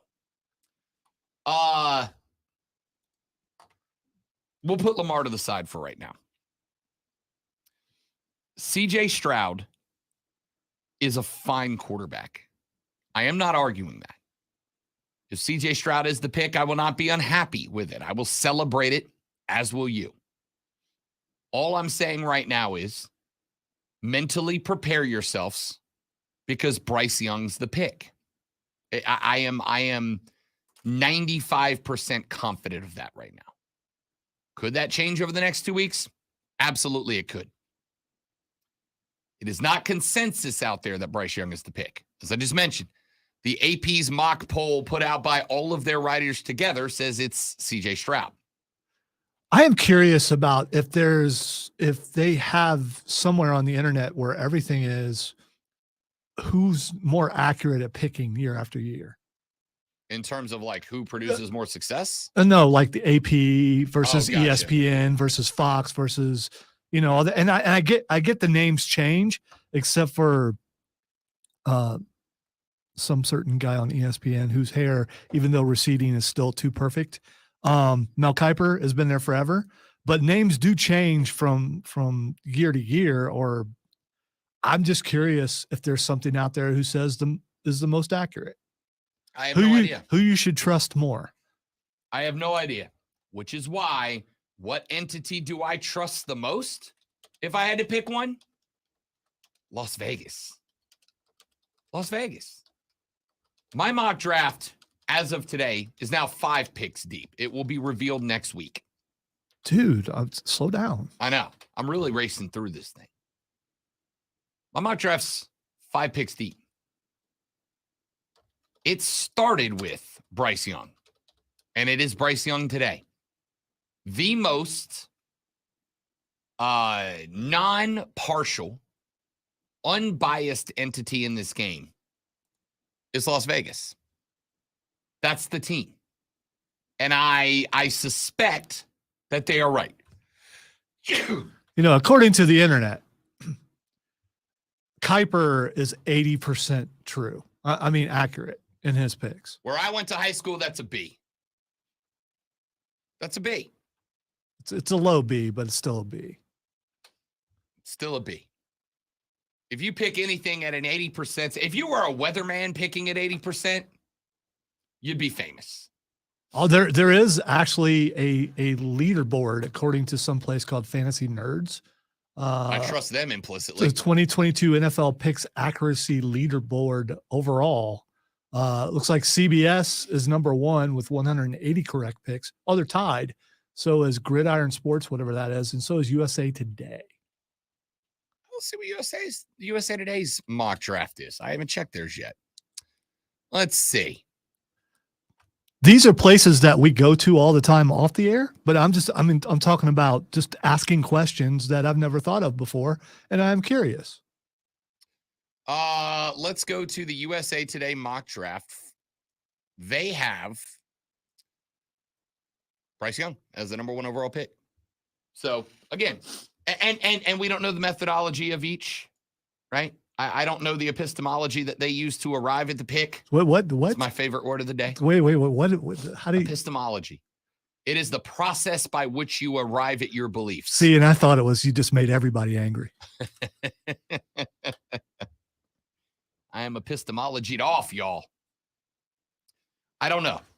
Does USA Today just wait for Kipe and then kind of copy theirs? I don't know. Well, that wouldn't make them more accurate than that. And we don't know how they correct come about their data. I guess you could go year to year and see how many picks they had right and all that kind of stuff. Here's what I know. What I know is if you ask me to pick a source I trust more than anybody else, it's the Vegas bookmakers. And the Vegas bookmakers say if you want to bet on Bryce Young, you have to pay $3 to win one. That's where it stands right now. If you want to take CJ, we will give you 2 for every one that you bet. That's the long shot he is right now. So, like I said, Bryce is the better quarterback in terms of the things that quarterbacks do. CJ's got the build. Which do you prefer? All right, let's take a break. We'll come back here in just a minute. Got a few more things I want to get out in this hour of the show. Final hour of the show, Fight Club with Lonzo at 11:20. We'll take a look around combat sports, which has been exceptionally busy. And in the opening segment of the next hour, we will rush through a handful of stories I haven't gotten a chance to get to yet. That's all coming up on the Rob Brown Show on the Fan Upstate.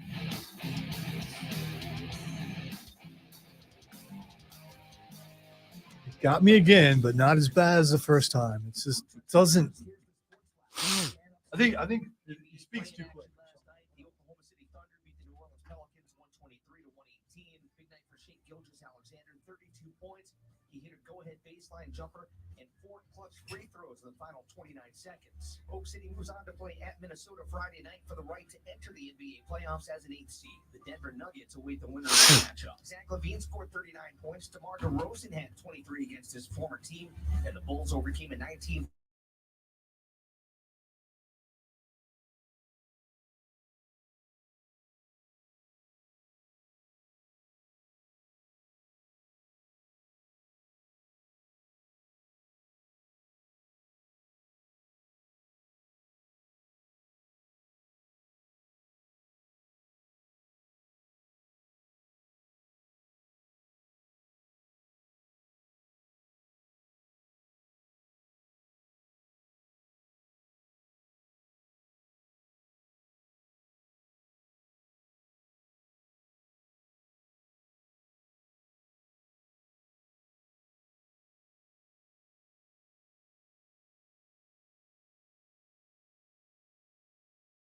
Invoices.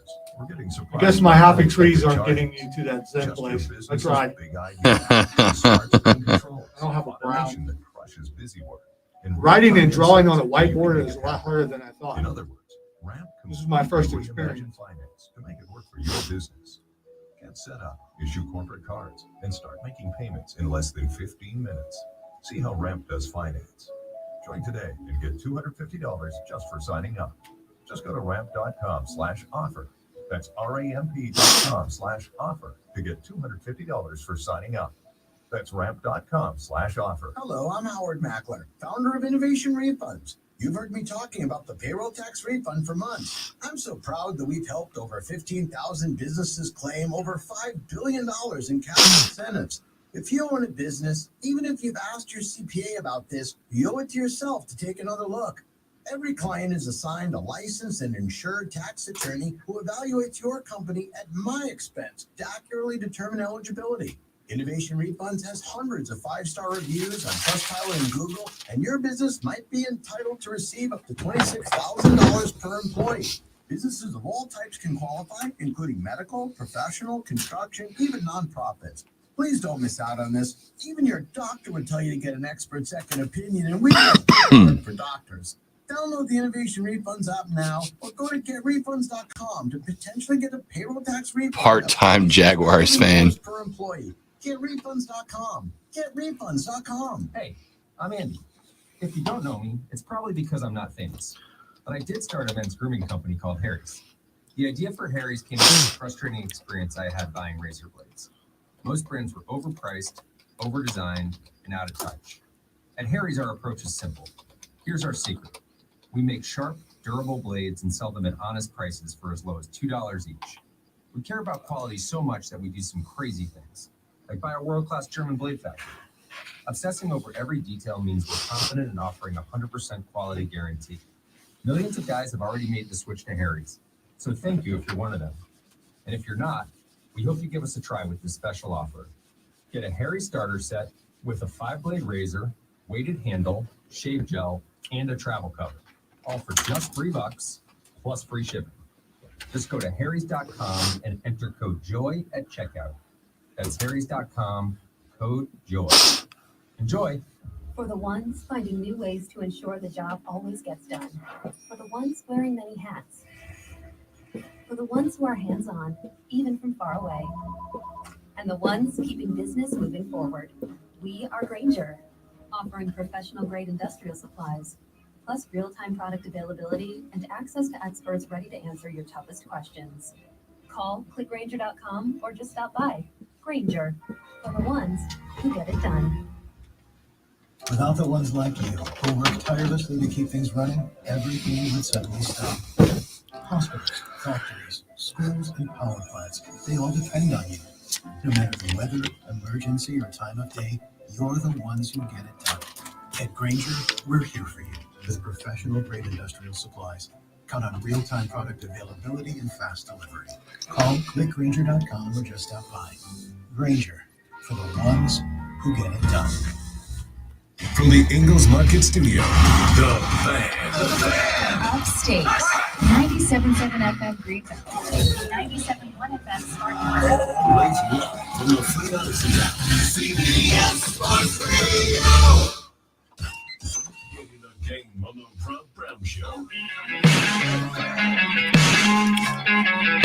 Wrapping up the second hour of the Rob Brown Show and the Fan Upstate. Quick note on the Atlanta Braves. I'm sure you've already heard by this point, but another injury to the rotation, and this one is going to be permanent. And Anderson will miss the remainder of this season. He will have to have Tommy John surgery, may or may not be available for the beginning of next year. 110 for the Bravos last season, was obviously a key player in the 2021 World Series championship. Began this year at AAA Gwinnett, had control problems during the spring, could not make a spot on the rotation. 8 walks in 7 1/3 innings this spring, then walked 2 batters while recording only 2 outs and allowing 4 earned in his only start for Gwinnett. Following the start with Gwinnett, they ran some tests on him, found out that he has a torn UCL in his throwing elbow, and so surgery for Anderson is, according to Brian Snicker, quote, imminent. It is injuries that look like, if the Braves are to be derailed early, will cause that to happen, because last night, second inning of the series finale against the Cincinnati Reds, Orlando Arcia was drilled with a 98-mile-an-hour fastball to the wrist. He let out an audible scream. He was removed from the game. He trotted down to first to try to stay in the game. Ended up taking the field in the top of the third, returned to the dugout, and was pulled. Ihir Adrianzo was his replacement in this one. Arcia was off to a fantastic start for the Bravos, was batting .333, had a couple of homers and 7 RBIs, did go in for an X-ray, came back negative. But as of right now, we do not know what, if any, the long-term ramifications for this will be. The Braves already getting thin due to injuries across the starting defensive 9. And still waiting to see, is Soroka coming back? Max Fried is expected to return at some point. We'll see if that messed up hamstring hampers him at all in the very near future. Arcia is now out. Ozuna is batting like trash right now. Got to wonder if there's something wrong with him. So a lot of questions for Atlanta out of the gate. That being said, they have so far played relatively well with the exception of the meltdown against the Padres. They have swept 2 from the NL Central, from the Cards and the Reds. They took 2 out of 3 against the Nats and 1 out of 4 against the Padres. We'll check back in with them later on. Third hour of the show's next. It is the Fan Upstate.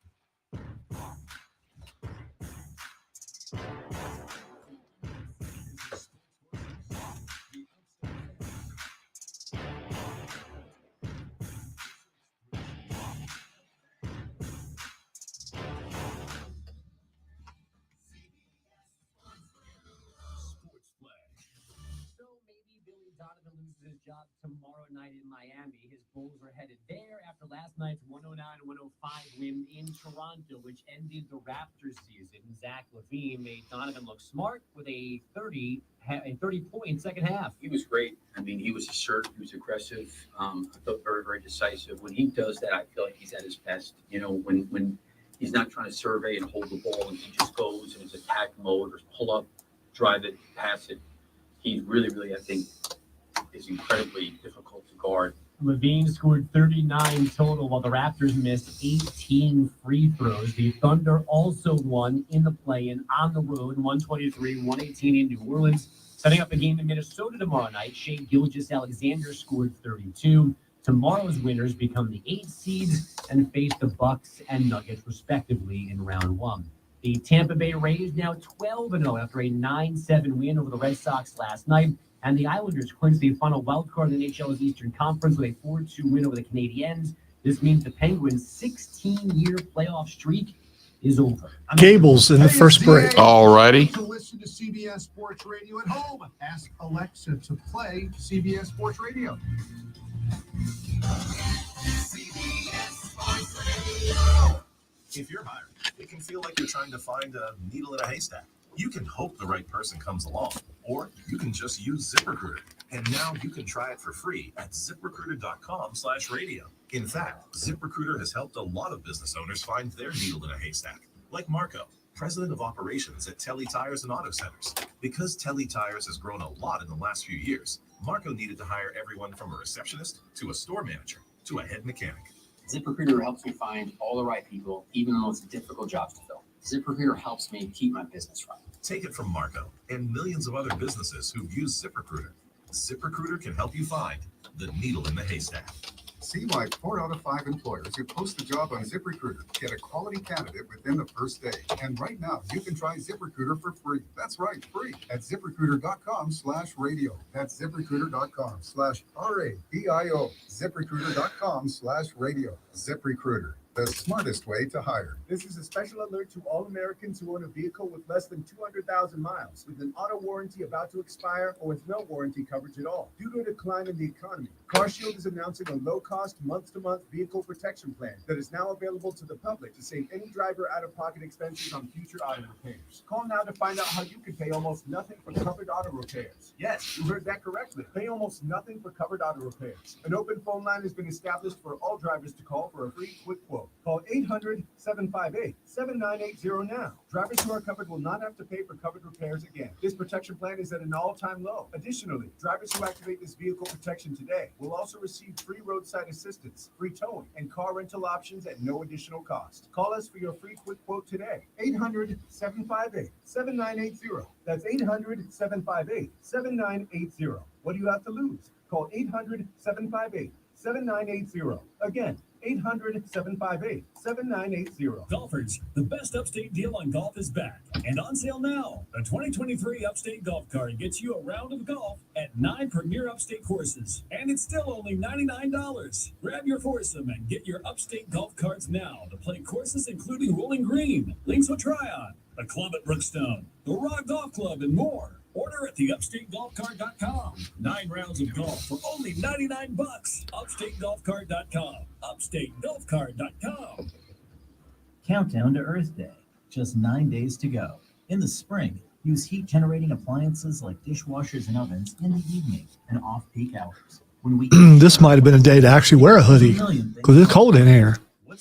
This is for me. When people have a craving to explore new and traditional Asian cuisines, they head to P.F. Chang's, where scratch-made dishes come from the 2,000-year-old tradition of raw cooking. P.F. Chang's wanted to explore new possibilities for their website. They turned to AmericanEagle.com. AmericanEagle.com re-architected P.F. Chang's website, integrating multiple third-party systems to create a unified digital experience. The results? Improved page speed and performance, personalized content based on users' location, intuitive online ordering, an increase in organic search visibility, and a 40% increase in new users. For scratch-made Asian cuisine, visit your local P.F. Chang's or go to pfchangs.com for website design, development, digital marketing, and hosting that produce efficiency, revenue, and results. Visit AmericanEagle.com. P.F. Chang's and AmericanEagle.com. Another example of the best businesses in the world. Turning to the best in the business for websites, go to AmericanEagle.com or call 877-WEB-NOW1. That's 877-WEB-NOW1. Upstate. WORD Sweatshirt. WFMC Greenville, the official sports voice of you, the Upstate fan. CBS Sports Radio. Live from the Philadelphia. Man, check this out. You're on official Rob Brown lockdown. Represents Green Green. Yeah. Real, unfiltered sports talk. Manufactured locally for the Carolinas. Lockdown. This is the Rob Brown Show. Raw, only The Fan. Upstate.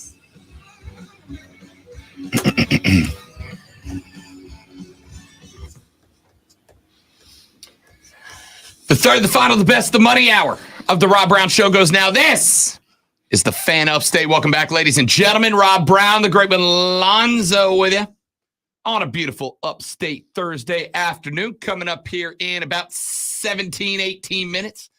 Time for Fight Club with the great one. We'll take you on a walk around all things combat sports in the Upstate. Got some UFC stuff to talk about, MMA. There's a boxing. There's somebody pretending to be boxing in there. And, of course, a lot going on in the world of professional wrestling. We're going to get to all of that coming up in about 20 minutes on Fight Club. Let me run through some other stories that have popped up over the last couple of days. We mentioned yesterday that the Carolina Panthers have had a high-level executive depart from the program. The vice president of football operations, Stephen Drummond, is no longer with the team. He joined the franchise back in 2005 as assistant director of communications, was named to his current executive role in 2021, having stayed with the team following the sale back in 2018 of the Panthers to David Tepper. He was there for about 10 years before he was promoted to director of communications, oversaw the Panthers' communications and media relations during their trip to Super Bowl 50 in 2017. He was also given digital media and broadcast roles. Then he obviously got promoted to the VP role in 2018. He said in a statement, quote, "With the changes this offseason, this seemed like a good time to transition to other interests. I have enjoyed my time with the Panthers and appreciate the opportunities they gave me. I will continue to root for their success." You know, for a guy that was in a place for the better part of 18 years, that seemed like a relatively ho-hum send-off in my, about 18 years. Ever so blah send-off. So I put on my tinfoil hat yesterday, and I got to wondering, is there a chance that both Lonzo and I are wrong? is there a chance that both Lonzo and I end up eating crow 2 weeks from tomorrow? And the Panthers do shock everybody. There's another option on the table that I did not bring up yesterday. And it is not that the Carolina Panthers shock us all and select Anthony Richardson at number 1. The other option would see the Carolina Panthers shock us all and draft Anthony Richardson at number 3. Stick with me here. There is a growing belief in the possibility that the Tennessee Titans, who have Ryan Tannehill for one more year before he becomes a free agent, Ryan Tannehill has been acceptable, though not great, with the Tennessee Titans. There is a growing belief that the Tennessee Titans believe that they are a solid QB away from being competitors. There is a growing belief that the Arizona Cardinals may be willing to make the switch with the Tennessee Titans. Ryan Poles is the general manager of the Chicago Bears. Ryan Poles yesterday told a reporter that they received 4 offers for the number 1 overall pick. The Panthers, including DJ Moore, was the deciding factor to send the number 1 pick to Charlotte and move the Bears down to number 9. If there were 4 teams, including Carolina, looking at moving to number 1, that likely means that there would be 3 teams looking to move to number 3. Unless they just had their sights on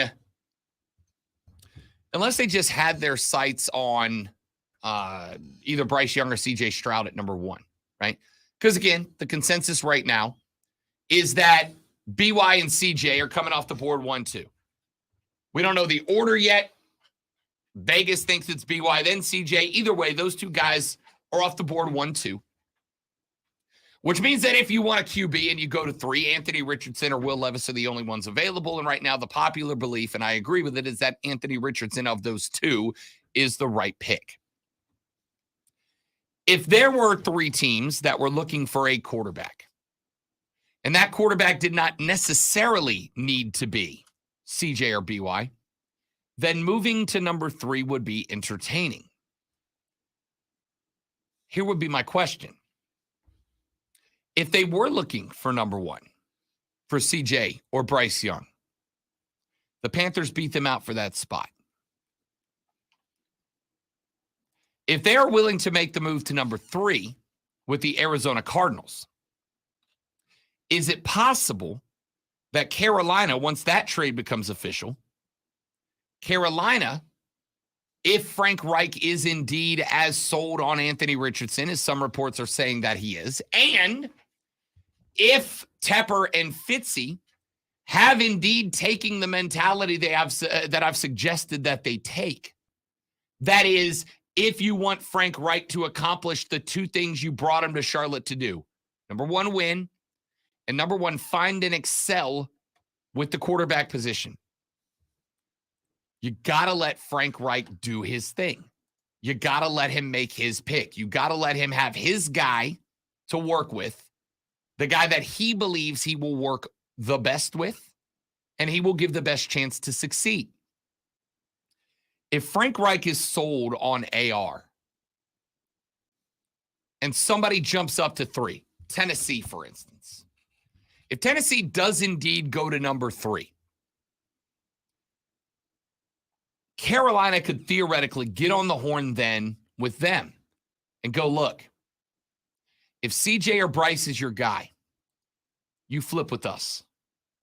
You go to 1, we'll go to 3, we'll take AR, you get your guy, Houston gets stuck with whichever of the 2 guys is left over, we'll get our guy at 3, and you recoup some of the price. Arizona is not going to move up. one of the things that I think has been lost by a lot of people this offseason is that it takes two teams to be able to move, right? The thing I've heard more than anything else this offseason is you don't jump to number one to take a project. I agree with that. You can fall back to number three and take a project. Nobody else was gonna move. Carolina had no other option. They had to go either 1, 2, or 3. Arizona reportedly wanted the similar, if not the same package that the Bears wanted, which meant that number one was the only spot on the table. But if Arizona is now more willing to move backwards, knowing that if they do, likely picks 1, 2, 3, and 4 are all going to go quarterback, pushing the Will Andersons of the world back, unless they are just dead set on a guy like Will Anderson. Then they can trade back inside that top 10, still get one of the top tier guys, and pick up a couple more picks down the line. And if that was the case, if that discussion's being had, Vegas could still have Bryce Young as the number one overall pick and be correct. Because it is not Bryce Young drafted by the Panthers. It is just Bryce Young being drafted number one overall. Is that a move worth making for Carolina? To recoup some of what they gave away, to give themselves another opportunity to pick a wide receiver in round, let's say 3, that could shape the wide receiver room. All I'm saying is it's worth a listen. Not that it's going to happen, just that it's worth the conversation. You ever work with someone who's just angry, and so they want everyone around them to be angry too? And so they do this thing that they know that makes somebody else angry so that they can just share and just high blood pressure and anger, because that's what you're doing right now. And it's not going to work, because there is no way. There is absolutely no way that they would do this. There is no way. I love that you think that I am putting a take out just to pick at you. Why wouldn't you? That is top tier trolling if that's what I was doing. Yeah, I mean, but it's not.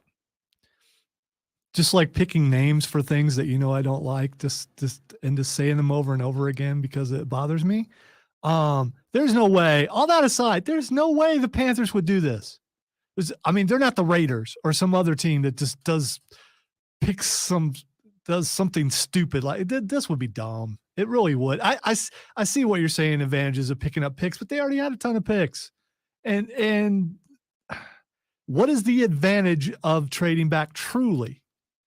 You're getting a project. That's no. It's going to be Bryce or CJ. There's no way they're trading out of that spot. You don't work that hard to get up there, and then right before you get to choose, go, you know what? You can have it. You do if and only if the only reason you went to one is that there was nowhere else to go, which I don't think that there was. I think this is overthinking on the parts of people who think that this is a possibility. It's the draft. We all overthink. Yeah, I know, draft but season, this takes it to another level. It just doesn't make sense to me. That doesn't mean it doesn't make sense. It just doesn't make sense to me.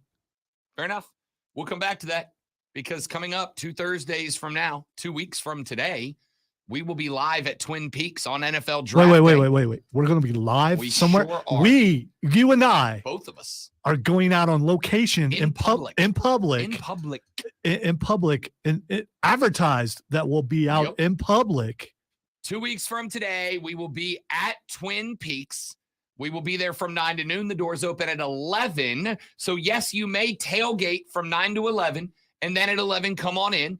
At noon, when the show is over, I'm going to go ahead and tell you right now, I'll be having some wings and beer with those of you that show up. I will. I'll be eating lunch. I'm not quite sure what I'm eating because I haven't been there before. And then I will be leaving and coming back here for work. That's fair. I won't be. Because I still have a lot of work to do. I won't but, be. So come on out, Twin Peaks, 2 weeks from today. Doors open at 11. We'll be there from 9 to noon. Doors open at 11. You can come and have a beer. Yes, you can tailgate the parking lot. All right. Couple more stories before we get to Fight Club. We have now got our Sunday Masters ratings out and available. Sunday, A combined 16.251 million viewers watched the conclusion of the third round in the morning. In the evening, the Masters became the most watched golf telecast on any network since the final round, when they averaged over 13 million viewers for the end of the tournament. And keep in mind that that is the end of the broadcast, a broadcast in which it became evident about 45 minutes before he did that Jon Rahm would win. The final round was also the most streamed round of golf ever on Paramount Plus, with double-digit growth from last year's Masters across households and average minute audience, though we do not have specific numbers yet. That is a claim from CBS. Viewership on Sunday peaked with more than 15 million viewers checking in from 7 to 7:15 p.m. Eastern as Jon Rahm was closing out his 4-shot victory. No Rory, no Tiger, Jon Rahm, Brooks Koepka, etc. Let me just go ahead and say, you can hate the LIV Tour, and I don't have any ill will towards anybody who does. You can disagree with the funding of the LIV Tour or the premise of the LIV Tour or whatever you want, but it worked for golf. More viewers for the Masters than ever before. Now, the question's going to be, does that number elevate this week when they're playing over on the East Coast of South Carolina, or does it not? We will find out in a few days. And finally, before we get to Fight Club, we talked to you a little bit about the NFL Sunday Ticket. They announced their pricing for the NFL Sunday Ticket for YouTube TV subscribers a couple of days ago. $249 per season if you purchase by June 6th, $349 if after, $289 per season if you bundle with the Red Zone by June 6th, $389 if you bundle after. You also have, as a YouTube TV subscriber, if you are one, the option of purchasing just the NFL Red Zone channel for $11 a month during the season. Now, that's not awful. For those who have never subscribed to the Sunday Ticket, it includes all out-of-market regular season games that air each Sunday on both Fox and CBS. Local games are blacked out on the Sunday Ticket and can only be watched locally. And so some folks, myself included, had hoped that YouTube might offer the option to purchase a single game or a package that would allow you to watch just one team's out-of-market games, but the NFL is not doing that. Why wouldn't they do that? Because they want your money. Okay? They want your money. Your money is more important than your experience as a fan. End of story. That's it. That's all I wanted to say. I saw like 17 blogs and op-eds written this week lambasting the NFL for this decision. And why would the NFL do this to their fans? Did they not? No. They want your money. And if Lonzo drops $389 on the Sunday Ticket and I don't, they come out ahead. Because it's not like I'm not going to watch the stream. I'm not going to watch the games. Even if I got to work a little harder to find it, that is all they care about. Okay? So calm down with the blogs. Calm down with the op-eds. It comes down to the dollar bills, y'all. Let's take a break. It's Thursday. You know what that means? When we come back, it is time for Fight Club with Lonzo.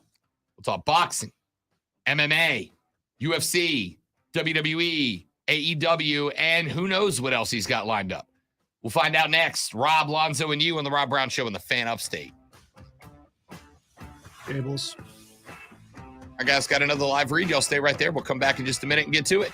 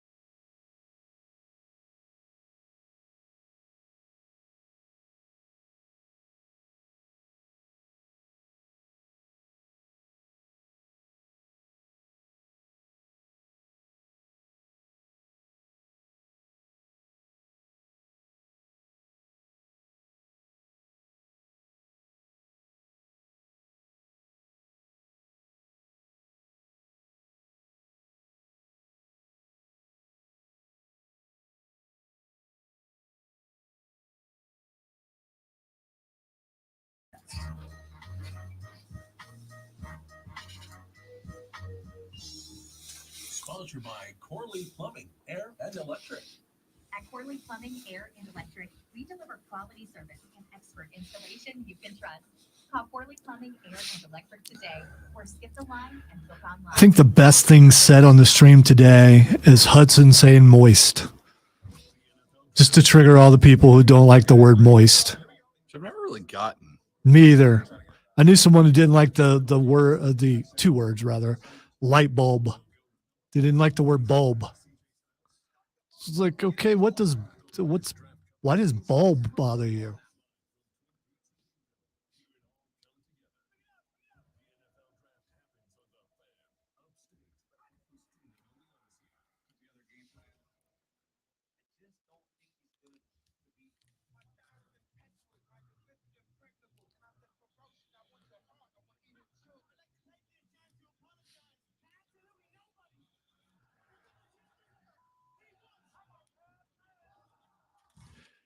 Welcome into the Fight Club, where at least half of us believe that the Paul brothers have saved boxing. And we're going to talk about that extensively. That might be just all we talk about is Jake Paul.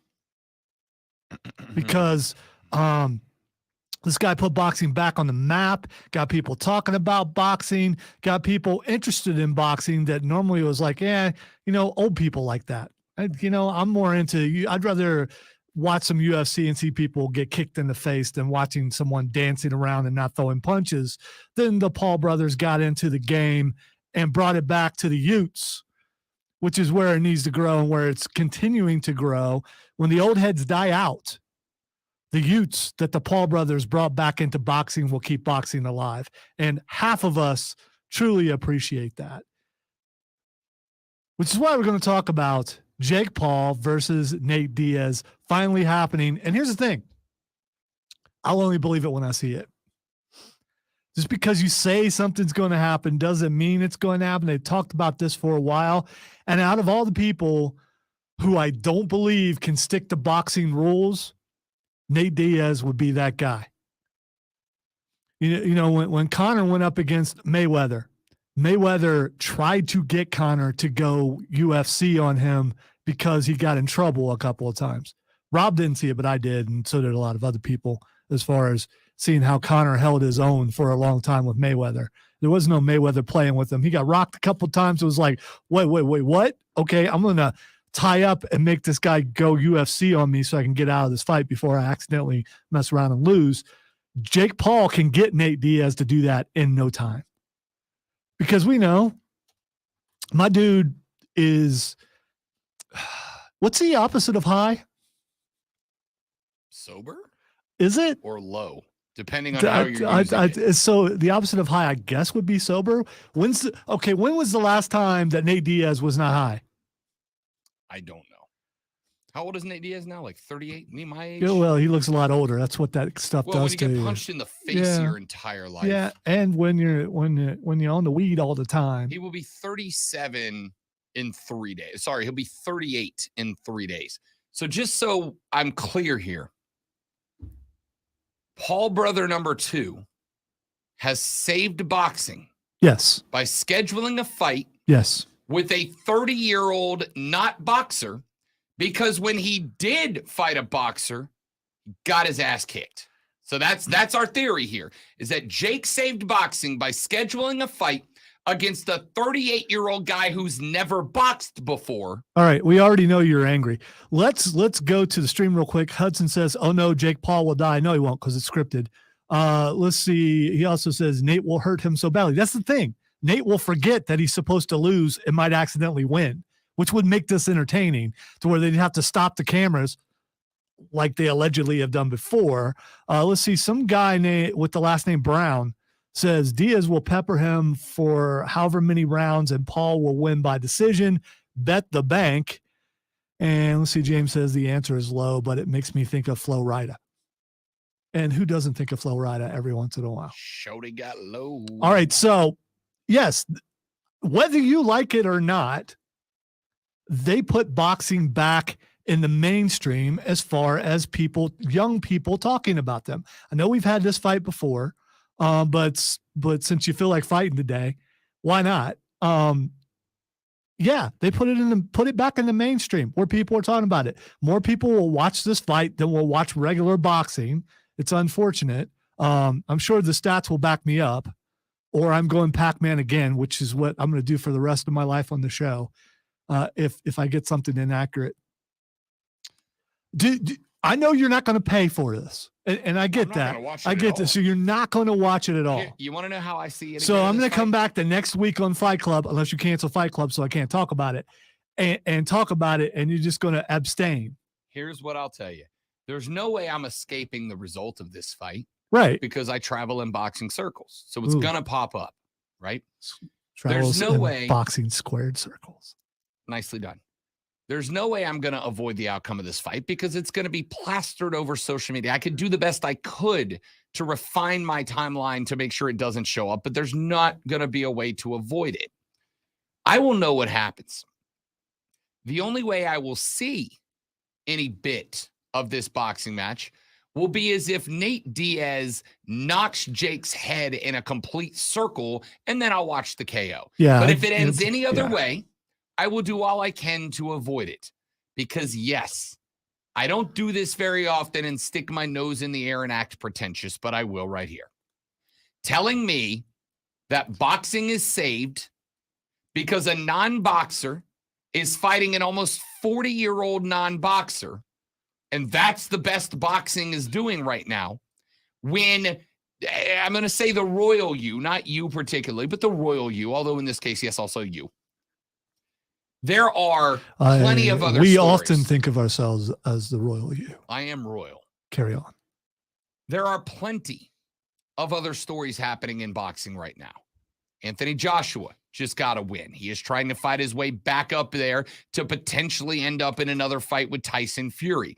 Tyson Fury is once again going on his one more fight and then I'm retiring crap that he does every fight. He's the best fighter on planet Earth right now. Deontay Wilder has a fight coming up. He is trying to get back. There are plenty of boxing stories right now that are actively avoided in order to talk about a YouTube guy who trains his ass off. I'm not taking that away from him, but who does not box, fighting another guy who does not box in a boxing match. All right, let's go back. I think a year ago. Yeah, it probably would be about a year ago when Rob's opinion changed on one of the Paul brothers. Do you remember that? When suddenly your opinion on Logan Paul changed? Because you know why? Because Logan Paul can wrestle. You're painting it the wrong way. No. I'm stop. not Don't painting. tell me what my opinion is. Let me. I was going to ask you a question afterwards. Right, but you're basing it on a false pretense here. My opinion on Logan Paul did not change. I still don't think he's a good person. I still think that his content leading to where he got to be. There are bad people doing good things all over the place. Logan Paul has not done anything good. He is just a good wrestler. Okay. And I will give him that. So if something entertained you, then that would be good. So were you not entertained You and I by the Logan Paul matches yes, so far? He's a good wrestler. So and the fact that he is a good wrestler is fine, but he had to prove to me that he is a good wrestler. Jake Paul has had one boxing match against a real whichever Paul. You're getting where I was going. Yes. Okay. Logan Paul has made you come around and say that he's a good wrestler because he is a good wrestler. He really is. Jake Paul could do the same. Jake Paul has could fought do the a same. boxing match against a boxer. Right. And what happened? Yeah, but he could lost. He could still do the same. Call me when he does. Until he does, it's a waste of my time. I'll call you, but you'd never answer when I call. So No, I don't respond to text. I Yeah, answer wow. phone calls. Okay. I guess we should probably move on because I wanted the anger in the show to continue, and I stick by it. I think Jake Paul has managed to get young people excited about it. We've talked about this before. My daughter had no like at all for boxing, but then started watching it when Jake Paul was fighting. I know a lot of people that age, 20-something, younger, up to the 30s, who are watching because of them. That's good for a sport.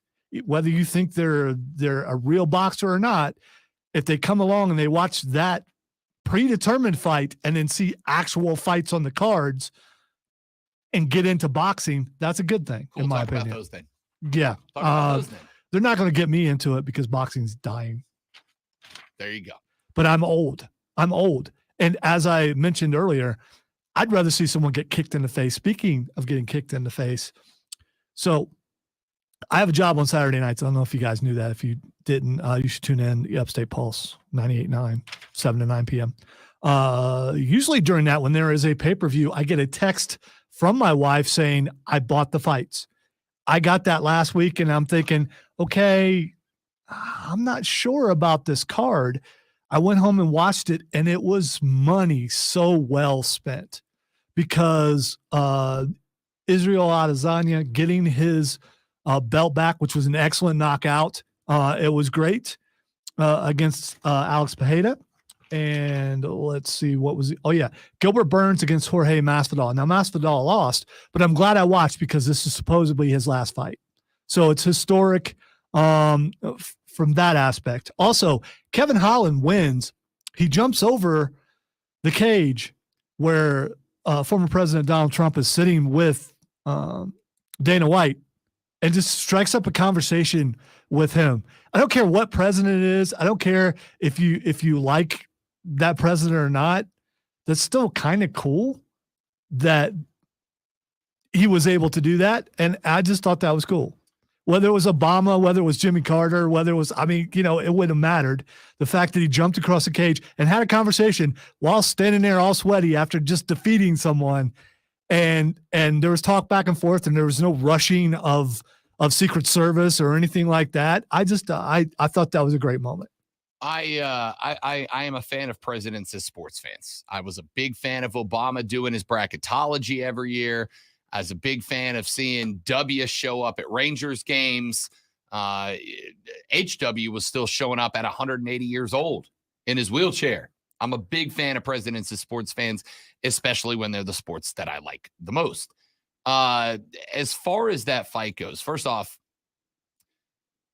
it was the best card they've put together in a while, right? We agree on that, I think. Yes. Best card UFC's put together in a while, but they're also going to put this is UFC season, right? This is UFC. We're so early in baseball that it's too early to really get clawed in on teams outside of your team. The NBA's postseason is not really yet underway. And even when it is, it's not like it's a huge audience to pull from. And football's over. It's UFC season. So I'm glad that they recognize their spot in the lineup and put together a hell of a card. I've been a Jorge Masvidal fan for like a while. Love watching that guy fight. So bummed that he's leaving. But he's older, fight for the and as he said, as post-fight speech in the ring, he's made a lot of money. Yeah, and so he doesn't have to continue doing this. And we speculated before this happened that this was it anyway, and so it's not a surprise. But like a lot of fighters, you hope when they do retire, especially when they're on the losing streak, and that's one of the reasons why they're out, because it looks like they've lost it, that they don't come back. So invest well. You know what he could do? What could he do? Go box Jake Paul for no reason. Yeah, but you don't want to go lose to Jake Paul. You don't want to do that when you went out on a high note.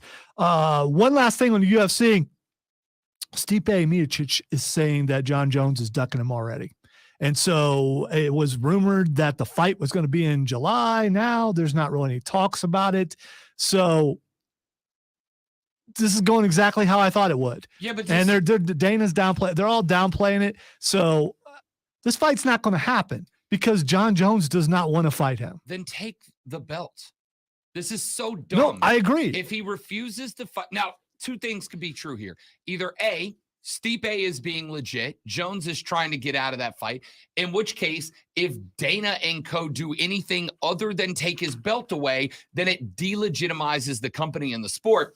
Or B, Stipe is falling into the McGregor trap of do everything we can to put drama on the fight so that when it happens, people get a payoff. He has legitimate beef with this whole situation, as we've talked about before. I mean, he's a former champ. He got passed on. You bring John Jones back in after he hasn't fought in years and then give him a title fight and basically put the belt on him. Now he's got the belt on him. This is a legitimate contender. This is the fight people want to see, unless you're doing the hard times in UFC. and Stipe is going to have to work his way back up to get a shot at that belt. We'll see. Is there any other fight right now that I want to see? No, that caliber? no. So, in from that standpoint, that could be exactly what they're doing. But because John Jones is involved, you don't really know what's going on. I mean, is he about to get hit for some more steroids or cocaine or something else? Or is he legitimately sitting around waiting for the powers that be to make his next match? I don't know. I want to see this fight. And if John Jones beats Stipe, he beats him. But let's see the fight. And I don't want to have to wait a year for that to happen, because John Jones sitting idle is a mistake by the UFC. And they know that, not because, well, the belt is idle, but because he ain't got nothing to do. And he will find something to do that will cause you to have to take the belt away from him. UFC has, whether you like it or not, certainly got some image issues here and there. All right. Depending on what angle. Starting at the top. Starting at the top. The one thing that I think is the most important thing for them to do is to, while they are leaning into the WWE entertainment side of it, which, okay, I guess it works, so I can't fault them. Which now they have writers available to them. Correct. Because they're owned by the same company. Correct.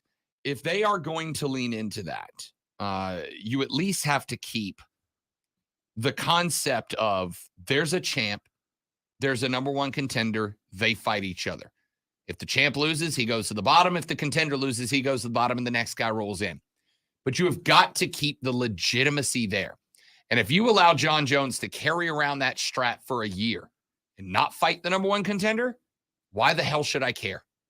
Why the hell should I care? You should give me 3 or 4 fights from the guys that are ranked 2, 3, 4, 5, 6, 7, beating up each other to find out who the next number one is. And then you should give me a championship bout between the champ and number one, the loser that goes to the bottom, the champ goes to the top, next man up. If you're not doing that, then what is the point of all of this? And if they want to stay legitimate, if John Jones doesn't get a contract with Stipe Miocic sometime for the next, let's say, 6 to 8 months, I got no reason to follow you anymore. The only reason why I could see why they legitimately will put it off would be to build it up to the degree where they could get more pay-per-view buys, because this is the fight. Right now, this is the fight that especially heavyweight fans for the UFC want to see. You want to see this fight. So do you give it to the fans right away, or do you let it build up? Do you let bad blood build up a little bit more? Do you let the press, these guys go to the press and start saying stuff, which is what Stipe is doing right now, to build it up to get more pay-per-view buys? I don't know. All I know is you can't be patient with John Jones because he'll do something to screw it up. Let's jump to the AEW. I know there's no "the" in there, but I just did it anyway because I'm old, and that's what old people do. They put "the" in front of stuff. It's you Buckeye fans. No. Well, maybe that's it. Maybe it's ingrained from birth.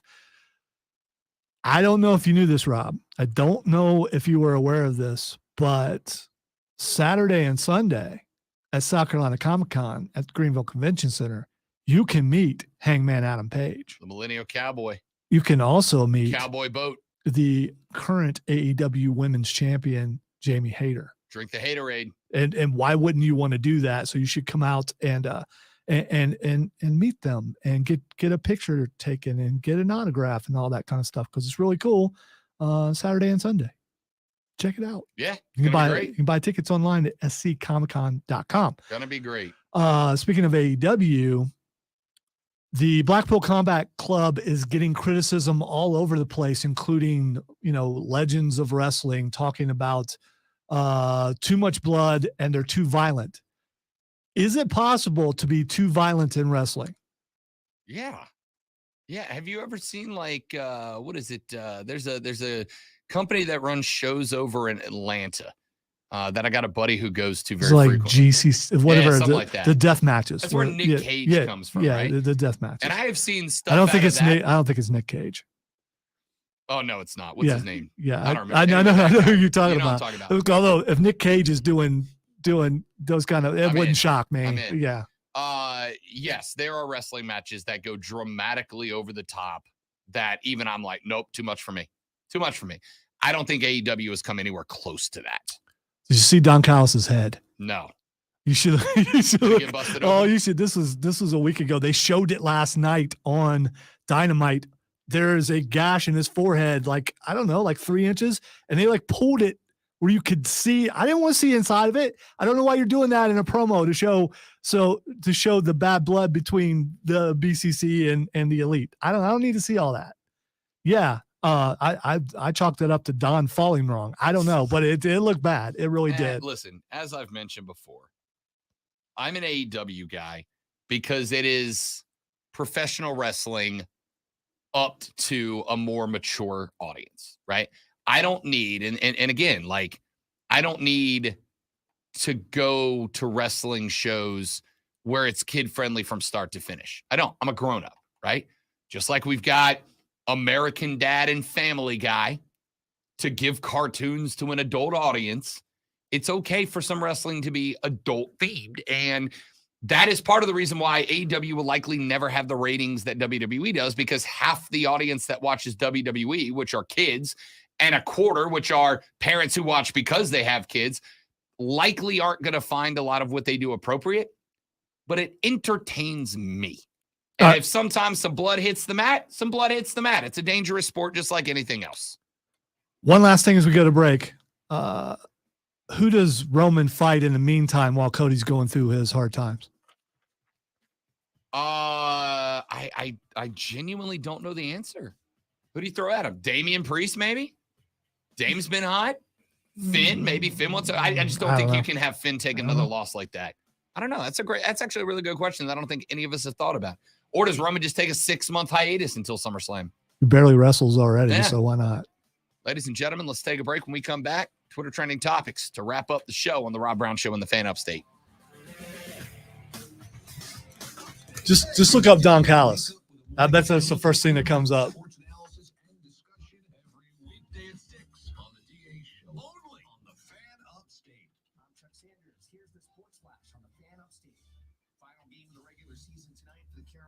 By the way, Kevin, I'm not ignoring you. I'm glad you're here. I'm glad you have the Dirt Vision app. And also, I hope your tomatoes grow well.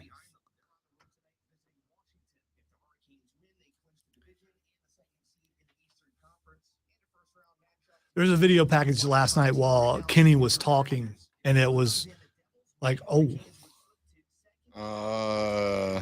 Callis struck his head while going down after being hit by Mox and was legitimately busted open.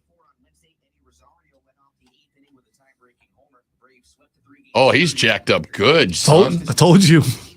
They jacked up real good. good. They did this thing where they pulled it apart a little bit. It's like, don't do that. I saw it. He's jacked up real good.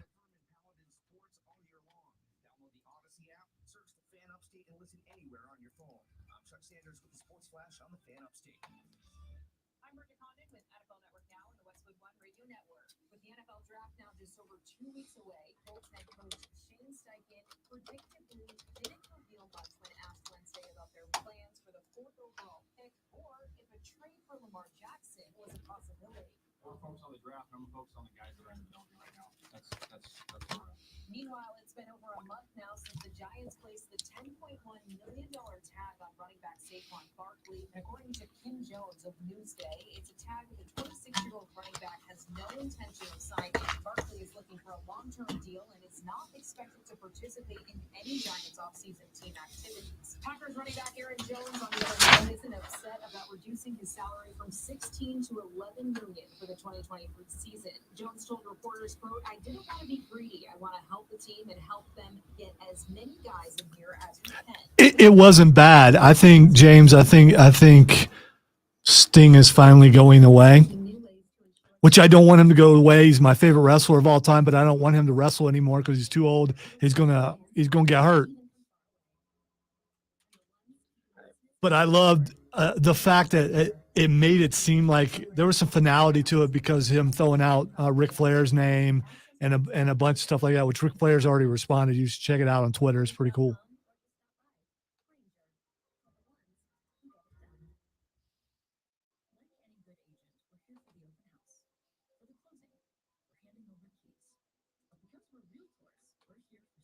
And he had pom poms. So I mean, you know.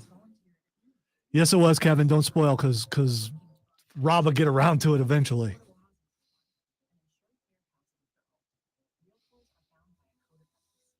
It was excellent, especially Grogu. And there's no way he'll avoid that.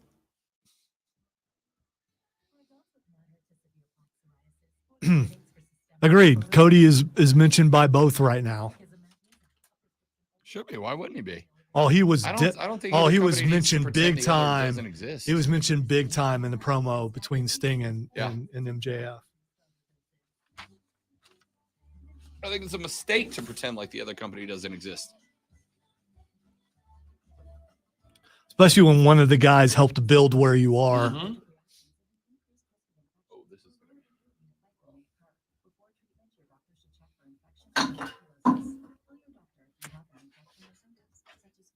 Didn't think there was any. I mean, the percentages were not on your side that you could do it 3 days in a row. It's under the table, but today it's turned like long ways, so there's even less room for the landing zone.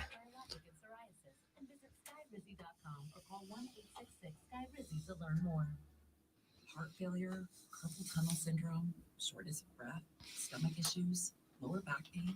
How does it all happen? I think the true question is, can he wield a lightsaber with that eventually?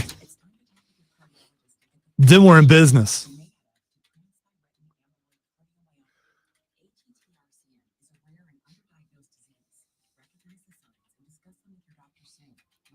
Look at that. This show's over already. Seemed like it just started a few minutes ago with Rob being angry.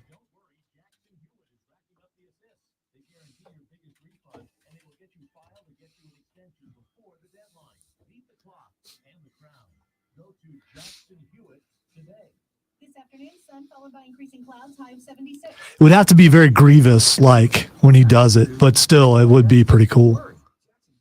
Maybe it'll happen in the final episode. That's probably still too soon.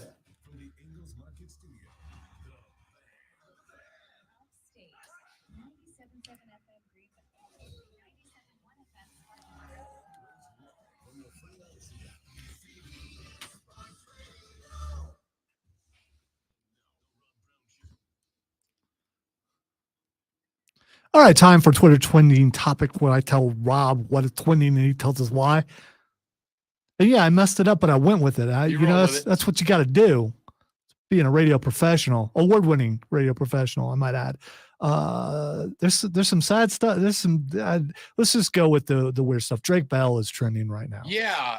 So former Nickelodeon star Drake Bell has been labeled as missing. I saw that earlier this morning. He has been labeled missing, and if I recall correctly, is being considered endangered. I don't know what the hell that's. I don't know who Drake Bell is. I just know he's like a former Nick star on some super popular show. Drake and Josh was really good. I think he started out on the Amanda Show, and then he also was a voice of Spider-Man in one of the animated series. Fair enough. If you're of that age, you definitely know who he is. I think you're on the older end of that, so you probably just missed him. The next thing that's trending is Jamie Foxx. Yeah, so Jamie Foxx's daughter yesterday, I believe, put up a social media post that said that Jamie Foxx had a medical emergency that incapacitated him temporarily, but that there was some quick medical response and he is already on the road to recovery. We don't know anything else, but Jamie Foxx, I mean, young guy, younger guy in shape. That's I don't think he's as young as you think. That's scary, man. I mean, yeah, but I think he might be older than you. Oh, he's definitely older than me. Yeah, he's got to be. Not old. He's 55. Yeah, like he's not ancient. All right, so he's older than me. Yeah, but let's be real. He's in better shape than both of us. So, well, yeah, for sure. I mean, I'm not going to act like he's not. All right, the next thing that's trending is Laura Bailey. Really? What's my homie trending for? Love Laura. She's great. Laura Bailey is trending because she's got a new video game coming out called Stray Gods. It's a musical game. Really? I mean, it's like from what I understand, from what I read, it's like everybody like sings in the game. Okay. Type thing. And on Twitter, they've just got her like in a nightgown singing somewhere. I love Laura. So Laura Bailey, for those of you that don't know, is a voice actor. If you've ever played a video game with a female protagonist, it was either her or Ashley Johnson that were the voice of your favorite female protagonist, more than likely. Big fan. She's super phenomenally talented. I have loved a lot of what she's done so far, and I'm excited to see more of it. All right. And finally, the last thing is trending is Clamson. Spring games coming up this weekend for the Gamecocks and the Tigers. And on tomorrow's edition of the Rob Brown Show, what a perfect out for us, I will give you my 5 things to look for in both of those spring games as they roll on Saturday. So make sure you're here tomorrow when we break down what I want to see and what we might see out of the spring games. So them Tigers are trending because Dabo done said he's going to play in the ones against the ones. It ain't going to be all them mixed up things going to be into number 1 versus number 1. And we're going to see who's going to be the man this year. Go Tigers. Woo! There you have it. That's it. That's the breakdown. Y'all have a lovely rest of your day. We're back tomorrow to do it all over again, but better on the Rob Brown Show in the Fan Upstate. Later, brother.